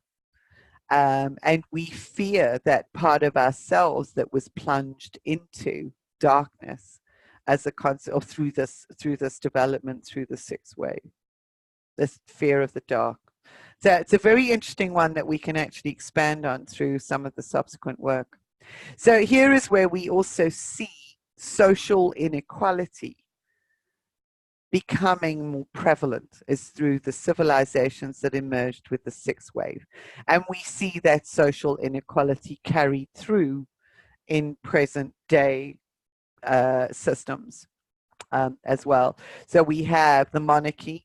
So we have monarchs, pharaohs, whatever, who consider themselves, sort of representations of the divine, sort of conduits between the divine and the people. So we have the establishment of the monarchy. So it goes back that far. Slavery, human beings as slaves, and in the cultures and societies that we live in, that concept of slavery still exists. It is just more covert as opposed to overt. You don't have anybody standing behind you with a whip going on. It is more covert. The monetary system has been established in our current civilization in order to perpetuate that slavery. So we're in the process of releasing ourselves from all of those binds. And that's why I say the work that we are doing, we cannot oversimplify it, because it actually is huge in respect of letting go of these centuries, thousands and thousands of years worth of programming. So Mary said here, what about what's going on with the revelation of Epstein and Satanism? Okay, it's called Satanism because it is a focus on the creation of thought forms that are infused with the fears and negative. So that's really, so it is a big thing that is actually emerging. We can say that it's like worshiping the devil or whatever, or, sort of conjuring up demons. And what is a demon? Sort of, I'll just tell you, just very briefly as well, is that my experience, and this was something that made a huge difference to me, because I grew up being very, very afraid of the dark, being absolutely terrified of what was in the dark that I actually couldn't see. And I knew I could see stuff. I think I was born seeing into the dark, because part of the diamond work is to transmute all of that. So even from the moment of birth, I was being prepared for it. So yes, if I'd known what this was, I wouldn't have wanted to come in, because it's been a really interesting journey getting there. So I spent most of my life until I was in my 30s terrified of the dark. Something happened when I actually went through the waking up, but I was still afraid of what I couldn't see. I was still calling in the light of protection and all of the rest of it. And then I went through, some of you have heard the story, where I actually did a remote session with somebody once. And I could actually see in that session, it was the first time, it was almost like the first time Spirit enabled me to actually see this. Because up until that point, I'd been terrified of what it was that lived in the dark. And I could see that there was an attachment to the client. And that attachment looked like a negative entity. It was black, it was dark, it was, it was connected with this really tough cord, and all of the rest of it. And what I was going to do with the session was I was going to cut the cord. So there were two things I learned with this session. First of all, it was like, I don't want to deal with this. And it was like, you really need to, this is what you're supposed to do. So the first thing I wanted to do was to actually cut the cord to release this entity from the individual. And I was told very, very clearly to not cut the cord, not cut the cord, not cut the cords. When I asked what it was that I needed to do, I was actually shown that I had to build a heart energy and a heart field, that field of light, so that it could go into the cord and actually release it naturally. So what happened when I did that was absolutely fascinating, because it did start transmuting and dissolving the energy in the cord. So love counteracts everything. And I'm talking a really deep, profound love. So this is the source of that teaching, that everything is ultimately love. Um, and all of these entities represent lack of love. It's where love is not. And we need to increase the conscious awareness of the fact that love is still there. So it's a self-imposed separation. But anyway, so the cord started dissolving. And as the cord started dissolving in respect of this attachment, the entity that I was seeing shriveled up and shrank down until it was about 2 feet tall.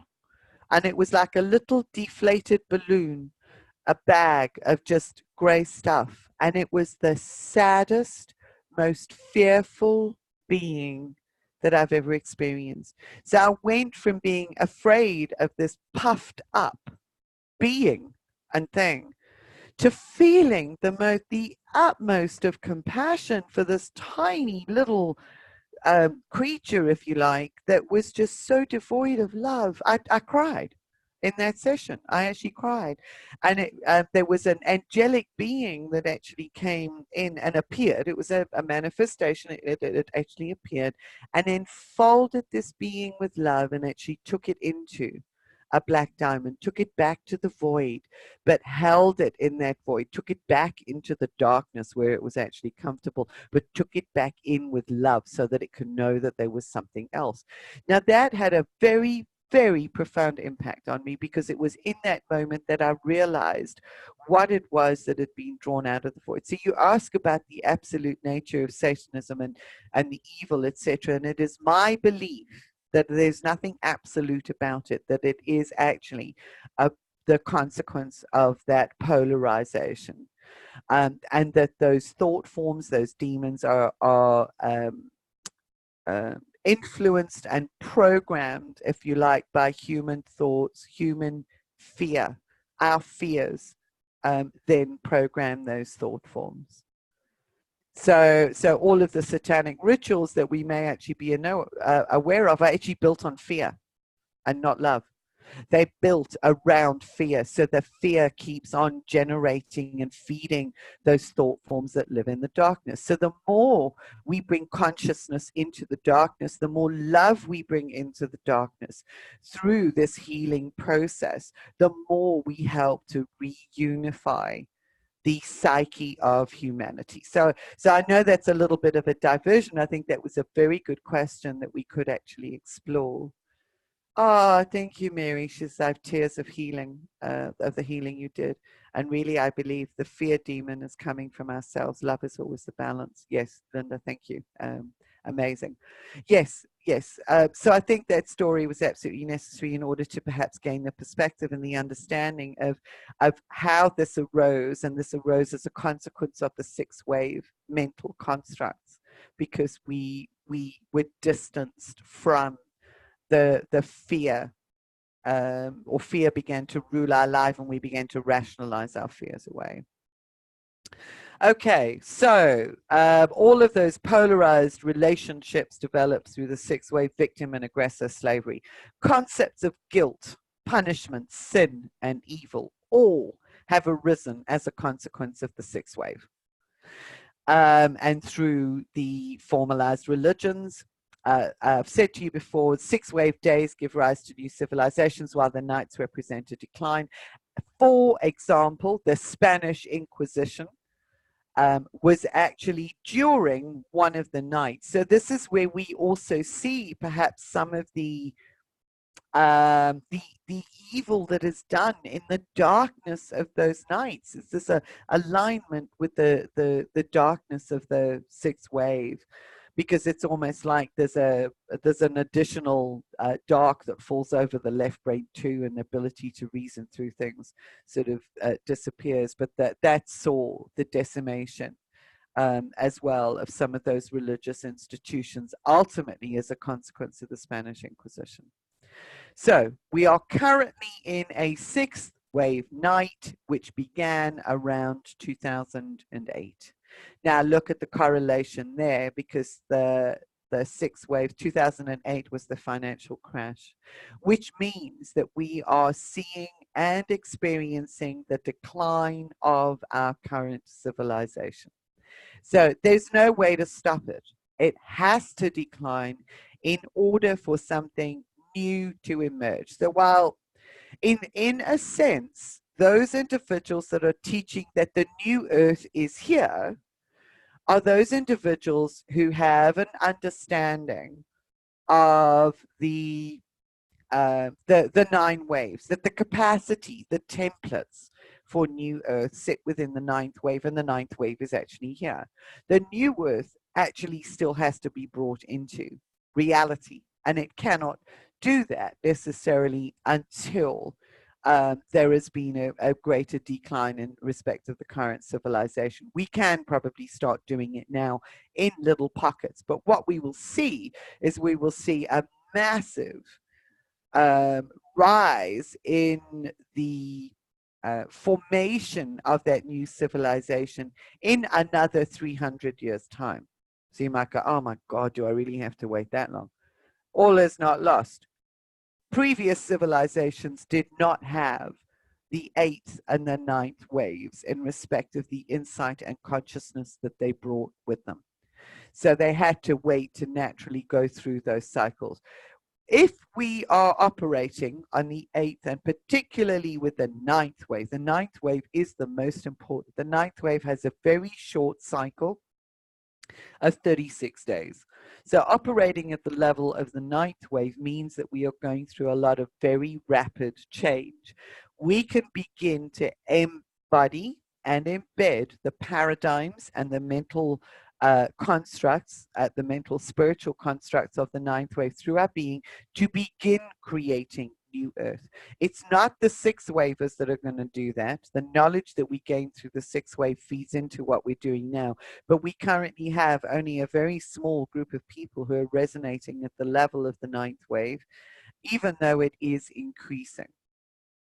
So it is the 9th wavers who are going to begin creating the pockets of new civilizations, even while the world around us appears to crumble. It is when all of those pockets are going to link up, if you like, that will happen in approximately 300 years' time. Does that make sense? So it doesn't, and it mustn't stop us from doing what we can do right now with the knowledge that we have. It's just understanding the decimation and the decline that we see around us and not allowing ourselves to actually fall into despair, because we're initiating the creation of what is new through our destiny, through our alignment.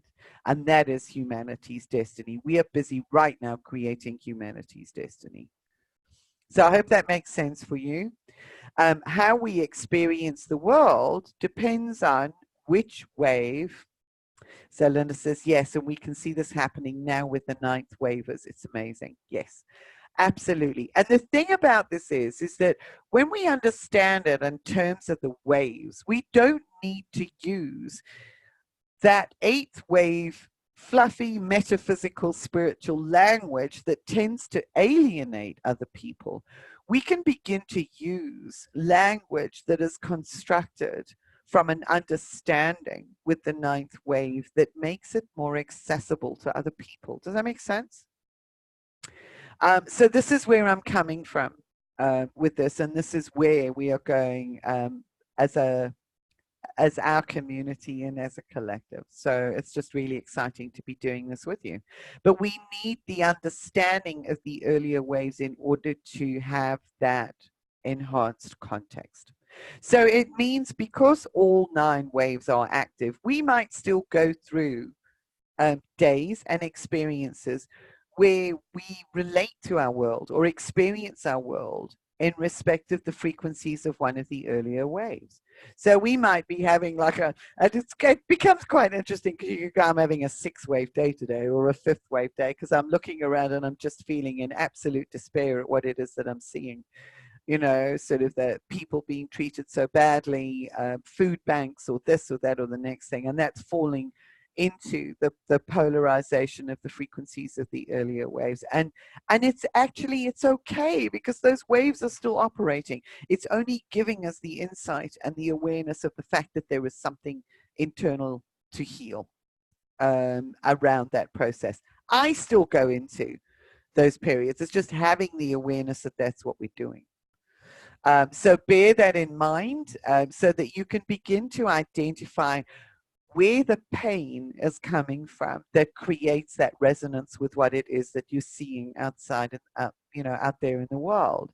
And this is where, once this program's finished, we're going to take it to a whole new level where we begin to work with the reprogramming, if you like, of so many of those ways, because it's a long-term process, as I've said, because it's so huge. So I hope that makes sense for you, and that you have some additional insights there. Okay, so this is my take on karma and what karma is. The karma itself is a sixth wave concept introduced via the Asian religions. Karma is nothing less than the unfoldment of beliefs and consequent behaviors that became encoded within the DNA and that continue to play out. This may be personal, ancestral, or planetary. So we adopted a belief, or one of our ancestors adopted a belief through the sixth wave that we were not deserving. So therefore they played the victim during that time. So you may find that there is a relationship that was developed with another soul in that particular period because of that belief that is going to play out in a subsequent lifetime. And this is happening at a personal level, ancestral level, planetary level, because that individual who had the belief around victimhood needed an opportunity to reclaim his power or her power or whatever it might have been. Now is our opportunity to dissolve any and all of that by the act of letting go of all limiting beliefs in order to restore harmony. So this letting go concept is something that I'm going to speak about, and it's going to come up over and over and over again through the journey and through the processes. And that is that the act of surrender or letting go, this like peeling the layers of the onion, is less about forcing the layers off and more this unfolding letting go, this continual letting go, because what happens in our lives was always meant to happen, because it has facilitated. Everything comes from universal mind. It's how we decoded that in respect of the circumstances in our lives at that moment in time. How we respond to it becomes our choice and our destiny. And our ability to respond in new, creative, and novel ways is a function of the ninth wave. So karma is just a pattern. It is not something that defines your destiny, which says, well, this is karmic, therefore you just have to go through it. No, because you need to look at whatever the situation is, let go of whatever limiting belief it is around the challenging situation, and understand that what's happening in our life was meant to be, because there is an opportunity to respond differently. So I hope that makes sense for you. It's just, karma has become something. I think Linda's just said so true. It's become something that's become very binding and limiting for some people. The concept of karma in and of itself has almost become a limiting belief. It suggests that that this is an eternal bind and that there's no getting out of it. Whereas the minute we begin to change our belief systems, we change our destiny. We change our choices. We free ourselves of that karma. Karma, in inverted commas, it's a program. So Linda says, I feel like there is no more karma. That, and it's very interesting statement. Yes, I agree. We can still create or circumstances in our lives can still be created as a consequence of our beliefs or challenging circumstances, beliefs that align with some of the earlier wave constructs. or holograms. That may appear to be karma to some individuals who don't understand it. Also, this concept of no more karma, people who don't understand the depth of this programming aspect would take that to mean that I can do whatever I want because there is no more retribution or karma, which is actually not true, because every choice we made, in fact, the operating on the level and the basis of the ninth wave means we have more responsibility than ever to be aware and cognizant of our thoughts and belief patterns so that we can respond to life in a more conscious way. It's a function of consciousness. And the way that this no more karma is often portrayed is not from the perspective of ninth wave consciousness. It's taken up by those who still have perhaps seventh or eighth wave consciousness, as I say, to mean that they can do whatever they want and that there'll be no comeback. Energy is cyclical. Whatever we believe, and if we act to harm anyone that is not a ninth wave presupposition, or a ninth wave understanding, a ninth wave level of consciousness, that is going to require, if we harm anybody, that is going to require an adjustment in thinking and in thought process. So life is going to present a circumstance that is actually going to allow us to shift and change and alter that programming. It's really as simple. Does that make sense? So I think we just need to be cautious. Yes, thank you. About how that statement is used and abused. Okay. Because I do feel that it has actually been abused in certain circles. So it's just taking the understanding to a different level. How are you guys doing time-wise? Because I'm aware that we have been online for over 2 hours. Are you guys doing all right for another 15 minutes or so? I'm not sure if we'll get... You're okay. Okay. The rest of you ladies? So, the challenge that we have is to examine all of our beliefs, the challenges and the illusions emanating from the sixth wave. I just love this little image because I thought this is just perfect. It's actually sort of reaching out for the transformation while still being bound or chained by some of the sixth wave beliefs or challenges that prevent us from achieving that. It's like we can see that this is possible, but we literally are holding ourselves in chains as a consequence of the process. So this is something that I just wanted to share with you as well, that we have... I love this image. This is an image of somebody who has actually experienced alternate reality or been exposed to realities with the aid of psychotropic herbs, plant medicine, and so on. And most of them, especially with ayahuasca, the spiritual vine, actually these paintings of what people see and experience generally include serpents. So it means that they have exposure to the worlds or the realms beyond our physical consciousness confines, and they always experience the serpents, the divine serpent, the one serpent, the concept of waves. Yeah, great picture says a lot. Yeah, it does. And look at this as well, because also the fabric, you can't miss it. The fabric on the serpent and the fabric in the background, you can see the diamond pattern that comes through many, many of these images. It's like they're seeing the emanation from the fabric, which actually interconnects everything and interconnects all of life. So it's just as a reinforcement of this whole diamond consciousness and the diamond connection.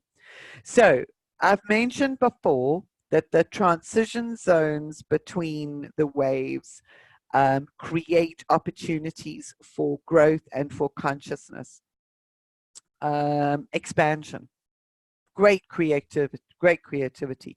They are turbulent. They are chaotic. The key is to harmonize with them both, sort of the not the outgoing wave because it still exists, but the pre-existing wave and the new construct that is coming in. So for a period of time, these opposing, seemingly opposing constructs and holograms sort of bash up against each other, trying to find this place of unification. So these transition zones are very turbulent, very chaotic. The consciousness of the waves supports the recognition of the transition zones. So our ability to align our consciousness with the respective waves enables our ability to recognize the chaos and of the transition zones. And it actually fuels a great deal of creativity. Our current scenario, our current life provides us with multiple transitions or chaotic nodes. So now you can begin to look at this platform of life also in a very different way, because we have transition zones presented, or chaotic nodes between waves 6 and 7 that are playing out. We have transitions or chaotic nodes between waves 7 and 8, and between waves 8 and 9. So in previous times of creation, it would only have been sort of the earlier waves, or 2 waves, say 6 and 7. Right now, we have an overlap, 6 and 7, 7 and 8, and 8 and 9. So there's like a massive turbulence and also incredible opportunity for creating something new, depending on the consciousness that we are in alignment with. So recognize when you look out there on the world stage what is actually happening. And therein lies our choice and our ability to redefine our destiny. And this is a very, very powerful time, sort of astrologically, celestially. There are many, many influences that are supporting very powerful and positive change. Ah, look at that. This is, yes, and it's 11:11 my time right now. That's just perfect, perfect timing. The 11:11s have been at me again just recently. Okay, so 6-wave hologram on the human being, the effect on the human being in resonance with the earth. Whatever the collective mind is downloading becomes the collective agreed resonance and resonance pattern of the planet. Okay, so, and this is really significant because of what we're seeing on the world stage at the moment as well. This also gets you to open up and perhaps see it and understand it in a different way. So there's a relationship between the paradigms or holograms associated with specific waves and what is happening with our brain and the global brain. So what we see here with the 6-wave and the 6-wave holograms is we see this darkening of the right hemisphere and the opening up of the left. So what this corresponds to from a planetary perspective is an darkening, a hemispheric shift in exactly the same way, and darkening of the eastern hemisphere of the planet and an enlightening of the west. And this is where we see the root of all of the so-called Western civilizations that emerged during the 6-wave time frame and with the 6-wave mindset. And it's very interesting because the Eastern religions, many of the ancient Eastern religions, the Zen, the Buddhism, all of those that were linked with the 5th wave understandings and the First Nation peoples were denied or put into the shadow with the emergence of the Western culture and the Western civilization and the Western way of relating to divine and spiritual concepts and the world itself.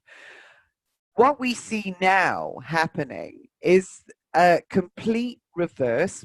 So from a planetary perspective, The eighth wave, and I don't have the picture here, I'll talk more about it with the eighth wave, I just wanted to really give you this perspective, is that the eighth wave has seen the exact opposite. So the eighth wave sees the endarkenment of the left and the enlightenment of the right.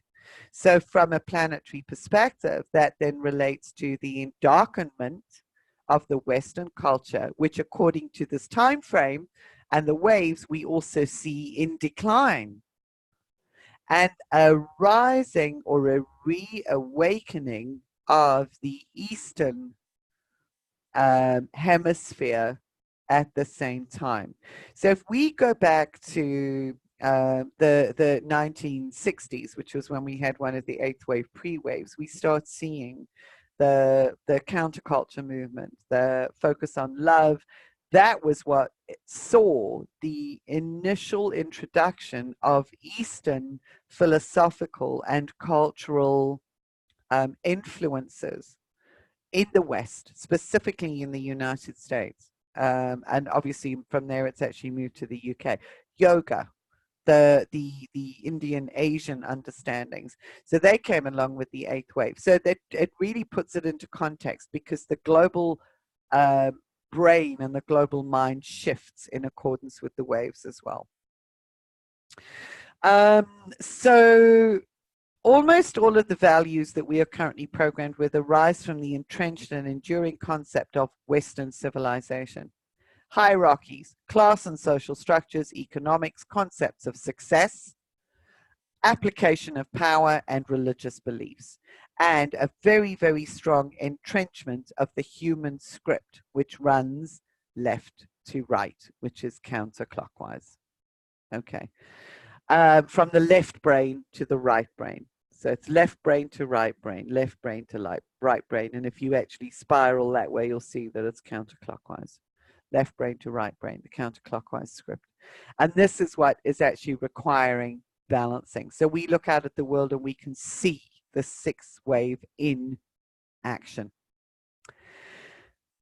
Where here again, we come to the letting go. And as we are moving through the eighth wave and the ninth wave at the moment, this becomes more and more and more important. Every kingdom that was built eventually falls. Every form that has existed dies. Creators know this as well. People who create, individuals who create. Creators create in order to, just for the pure sake of creation, and then to destroy that creation in order to create again. You know, so creators do that. No artist that I know of looks upon one of their creations as absolutely perfect. So all of them, most artists will actually tell you that they're quite happy to destroy that and start again. Now, Kali Ma is the deity from the East who represents our connection with the divine mother, the divine feminine force at the heart of creation. And it is she that has been kept in the dark as a consequence of the sixth wave. So Kali Ma almost seemed to be very appropriate to use to support us in the letting go of some of the sixth wave paradigms and programs. And these are some of her words. This is like a mantra of Kali Ma, Kali Mata. She is known as the liberator of souls, and that to me says it all. A lot of people get concerned with the image, but what she really represents is the destruction of the ego, of the masculine dominance, and the ability to raise up and allow the feminine to take her place. So it is the destructive mother, divine mother, who destroys the creation so that she can recreate form. So this is a time of Kali Ma. She's destroying what was created so that we can rebuild. Every kingdom built eventually falls. Every form dies. I come to destroy the walls of your fortresses, to desecrate your bodies. What that really means is it's letting down the walls that we have built around ourselves with all of the programs that we have inherited taken on board as part of the earlier waves of creation that have come to define our reality. And she says further, for when all is gone, you are liberated. I say bring it on, Kali Ma, that's Linda. Yeah, absolutely. But we are also Kali Ma, and we can work with this essence. She's a badass. Yes, she is, Mary. She certainly is. That energy is. Nothing is as it seems. Okay. So whatever we see out there, nothing is as it seems. And all the form that has been created actually has to die in order for the soul to be liberated. Everything that we see out there on the stage is being created to almost entrap our minds and our bodies and our very essence. And the symbolic breakdown of society is bringing us to also to a place of liberation where we liberate our souls to become again prominent out in the world, and that's the ninth wave. So nothing is as it seems. Whatever we see out there, nothing is as it seems. So this is going to be a key element for you through this sixth wave journey and understanding. So the sixth wave, and I do have, and I'm going to send you a whole, what's the word, discourse on Kali Ma with some ideas and suggestions and processes for working with her as an energy, as an energetic form to support us in the letting go, because that's what we want to let go of all of those programs. The sixth wave is the origin of most of our beliefs and judgments around security, self-worth and value, having or being good enough, for example, and most of us have struggled with this.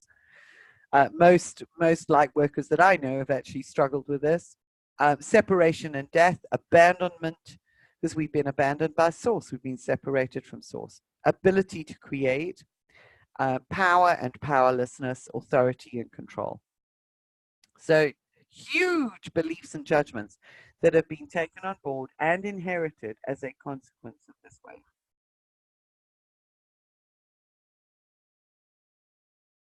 Excuse me.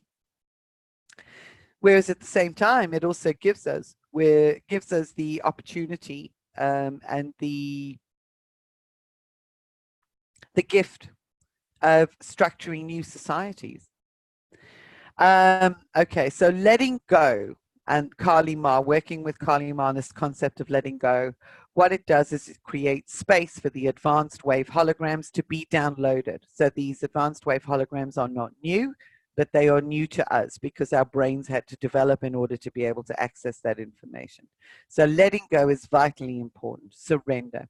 It requires us to become comfortable with death, the death of ideas, the death of beliefs, the death of behaviors, all of our masks and what we thought we knew. It is the releasing attachments to absolutely everything in our lives. Now, you'd maybe begin to see why working with those 12 sets of opposites also relates to this understanding of letting go. So there's a theme that actually runs through here in respect of understanding. Releasing attachments to absolutely everything, possessions, people, outcomes in order to become our true self, our ascended self. The waves of creation itself seeking to experience itself through us. We are simply conduits for this ultimate force. It's about singing, letting go is about seeing the reflections in the mirrors of all of our relationships, understanding the judgments we make about ourselves and the beliefs that support them. So this really is an in-depth examination with a high degree of integrity and honesty in respect of all of the beliefs that support them. You know, and this is an ongoing process. We don't just do it in a day. These are understandings that take a lifetime to, they're part of the realization of our destiny. It takes a lifetime to unfold. To let go is ultimately to surrender, to soften, to detach, connect with your true divine self and allow your heart field to expand. When we let go of those beliefs, when we let go of those attachments, when we let go of the masks, the heart field automatically expands. And when our heart field expands, we actually feed that into all of the darkness that still exists within the shadow of the sixth wave. So what says Mary says, there have been people that have not died but ascended or turned into light. Yes, yes, absolutely. That's absolutely by choice. Sort of they chose the opportunity or the time when they wanted to transition, this absolute letting go. So this concept of death is also something that's worth examining in respect of it's a primal fear that emanates from the chaotic transition zone between the fifth and the sixth waves because of the depth and extent of the human trauma. The fear of death became a primal fear that is fed through the human collective. So it does still exist, and often it is hidden deep within our being. We might think we're not afraid of dying, but if you have to suggest to somebody that they let go of their security, what they perceive as security, it becomes like a death. That's when you see the fear of death actually coming up. If I don't have that, then I will die. So there's lots of secondary beliefs that are wrapped around this whole primal fear of death that we need to actually examine in order to let go fully.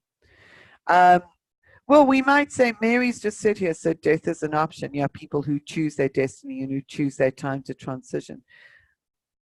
It depends on how we perceive death, because there is no ultimately death if we are eternal souls. It is only the body that actually transforms. And we transform into another dimension of experience. So it's only a period or a phase of transformation. However, there are individuals who have lived in previous times for many hundreds of years because they lived in total harmony. They didn't have all of the baggage and the constructs actually weighing them down. So most of those stories and tales go back to fifth wave understanding. But there is technology, I think, emerging as well that can support the elevation of human life into much more expanded periods of time. So this was a little bit I wanted to share with you about the redwoods. Now, you remember I shared with you about the white redwoods in the previous session, in session 2, and how they represent an evolutionary stage in the plant kingdom, which is really quite fascinating.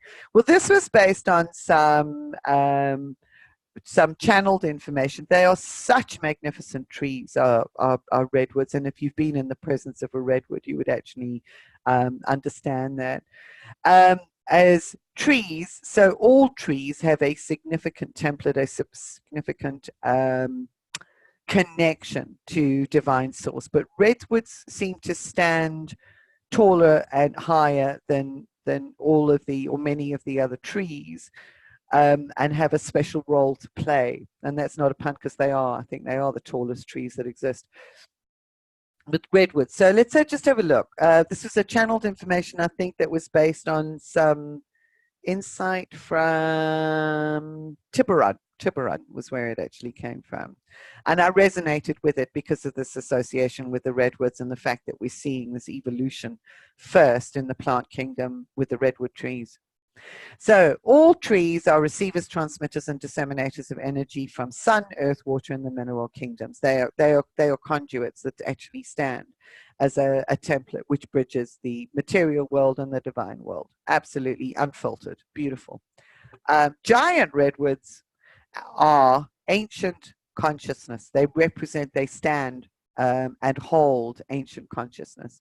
So you can go and communicate with a redwood and ask to access some of the ancient wisdoms through it. Individual, they hold individual and collective benevolent emanations. So you would experience that. You would feel as if you were held when you were in a redwood copse. They are conscious record keepers of the plant kingdom. So they are the equivalent of the crystals. So they hold all of the history of the plant kingdom right back to first time on planet Earth. They are the apex of the plant kingdom.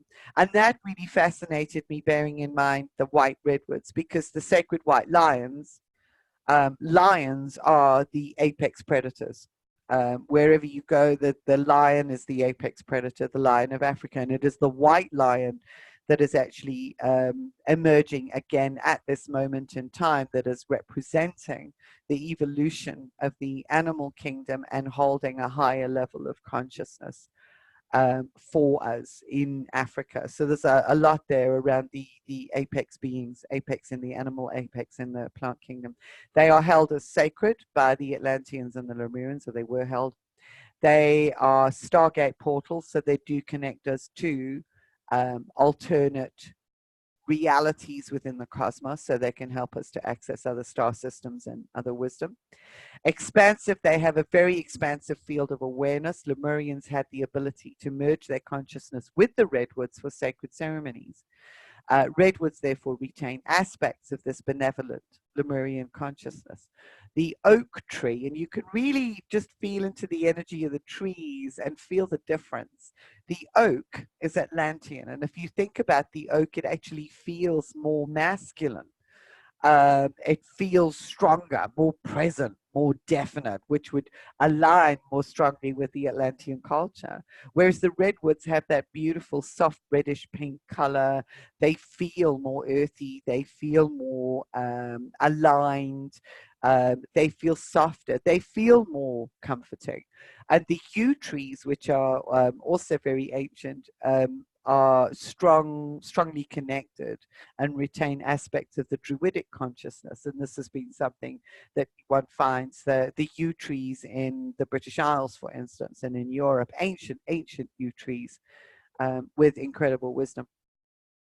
So redwoods also emit a balanced modulation for rejuvenation and well-being.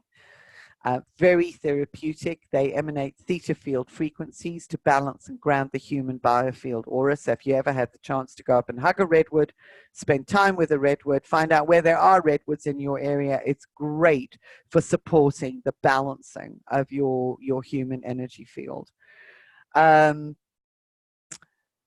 They're specialized conduits of divine energy. They generate spiral, vortexial, coherent energy similar to pyramids. And this is also why I was so fascinated with them. And they restructure water. So they are brilliant trees to actually spend time in. They help to soften. They help to promote the feeling of letting go and the essence and energy of letting down the mask so that you can be embraced by the love and the warmth of your divine essence. So they also provide for enhanced connectivity with divine realms, visionary experiences, renewed vitality, and encouraging forward growth. So I just wanted to share that with you, because if you can get a piece of redwood, if you are close to a redwood, if you can spend time with the redwoods, they will really assist with this entire process, sort of maintaining that connection and letting go at the same time. So Linda says there are the redwoods and then there are the sequoia trees. The trees keep me here in Oregon where I have easy access with them. Oh, that's wonderful. So between, oh, sorry, I keep knocking my microphone, between Northern California and what's the word? Northern California and Oregon. I think that's where they have a lot of the redwoods, don't they? Linda. Yeah, sequoias do have very similar energy to the redwoods. I know that they're not identical, but they do support the overall essence and energy of the redwoods. It is on my bucket list to actually do a retreat in one of the redwood forests. I really do enjoy that. So bear that in mind. I really just wanted to share that with you because that will take you back to pre-6 wave and support you in moving forward to that. Yes, the sequoias to me are also masters. Absolutely. They're huge, aren't they? They're giant, giant sequoias. So, oh, here we go. So thank you for staying with me, everybody. I'm going to send you some worksheets that you can work with this one. Again, it's a suggestion. You know, it's something that you can work with, choose to work with. And if you want any extra time, if you feel that a week between sessions is actually a little short in order to integrate the information, then just let me know. So there's an exercise to identify limiting beliefs. So it's the identification of all of the limiting beliefs that you actually are aware of in respect of the 6 wave paradigms, the 6 wave constructs.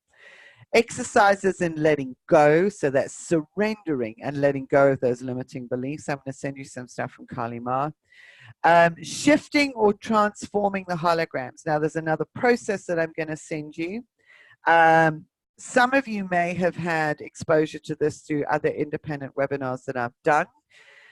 This is where I talk about the bioholograms that we have encoded within the microtubules of our bodies.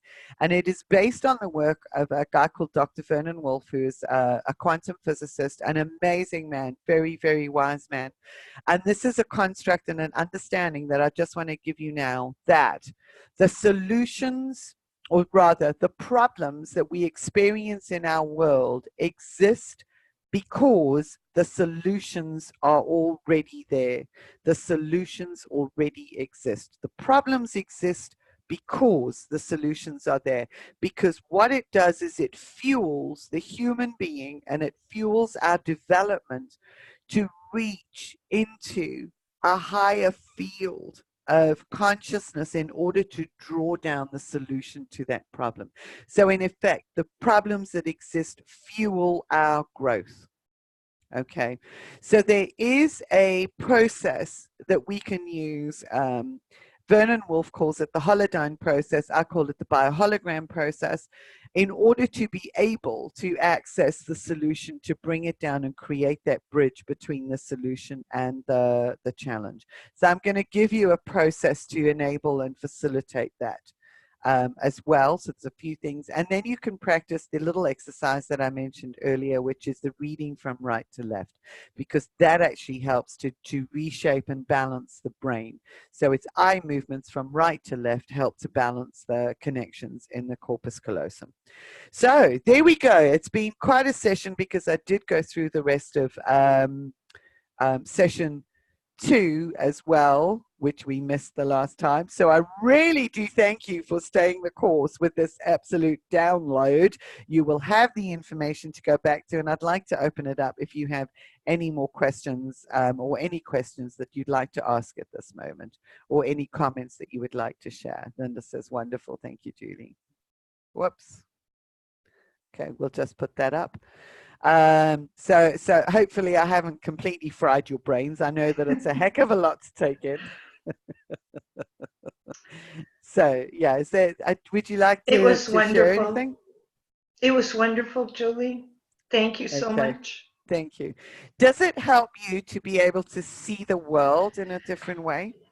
Well, hell yeah. I mean, that beautiful story that you told me about this evil entity and how it transformed into a little scared thing. Yeah, yeah. That helps me to see the world so differently, because it affected me. I cried like you did when, you know. Yeah. So I could see my mother in a different light.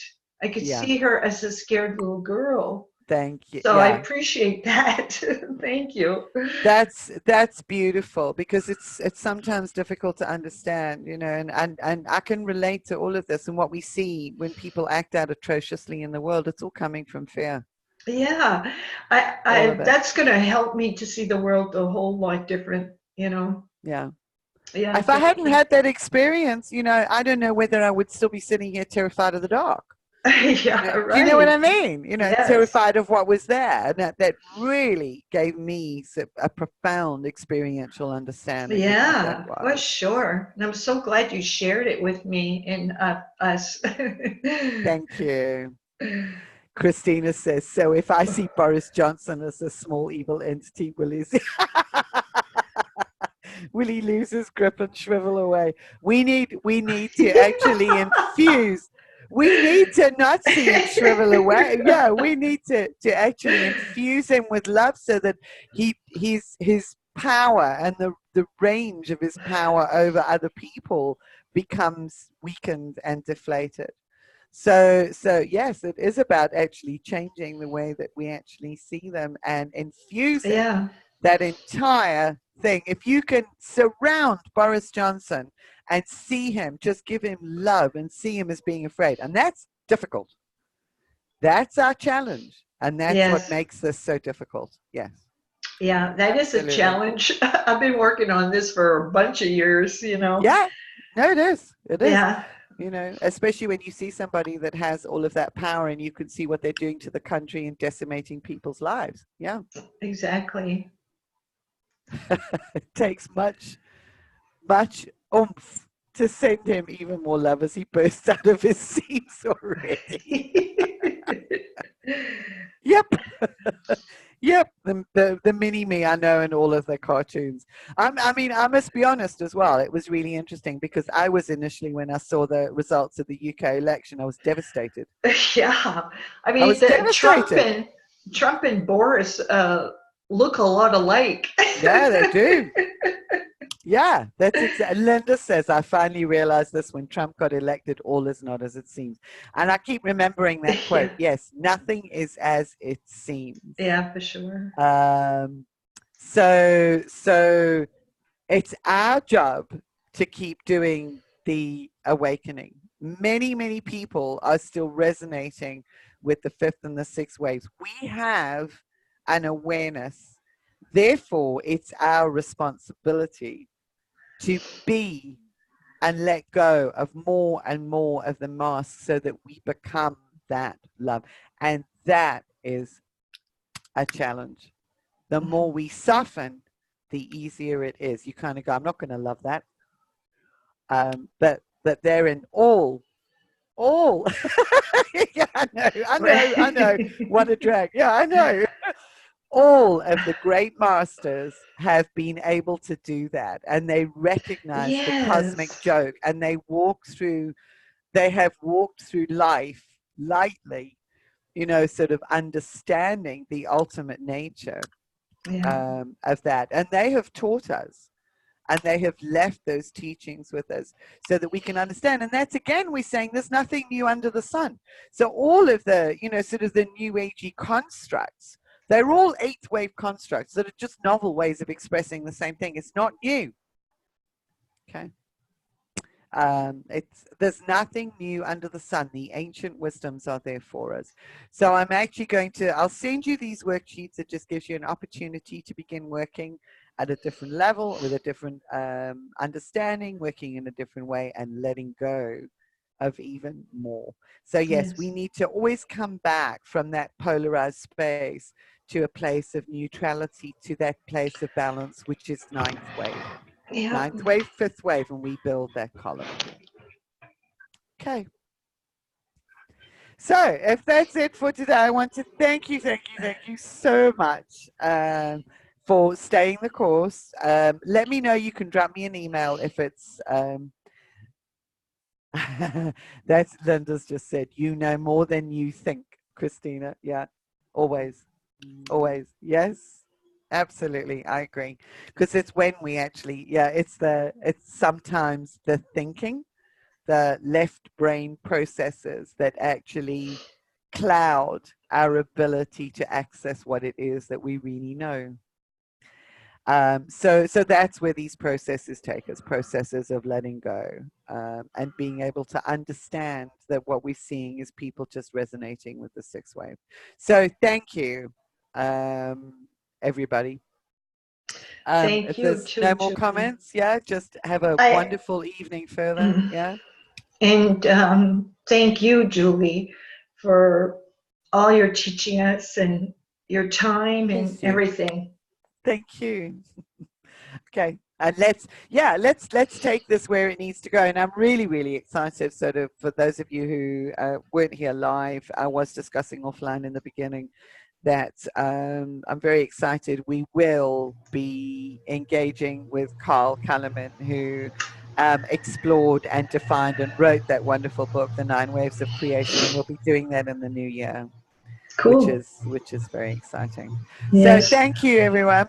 Okay. Love you all. I'm going to go and get another cup of tea. Bye, Linda. Bye, Christina. Bye, everyone. Love you. And I shall see you next time. Bye-bye. Bye, Christina. Bye, Bye. everyone. Bye, Linda. Goodbye, John Boy. Okay. Love you. Right. Let me close that down. I can hear a strange thumping in the background. Let me stop share. Bye-bye. Thank you. Thank you.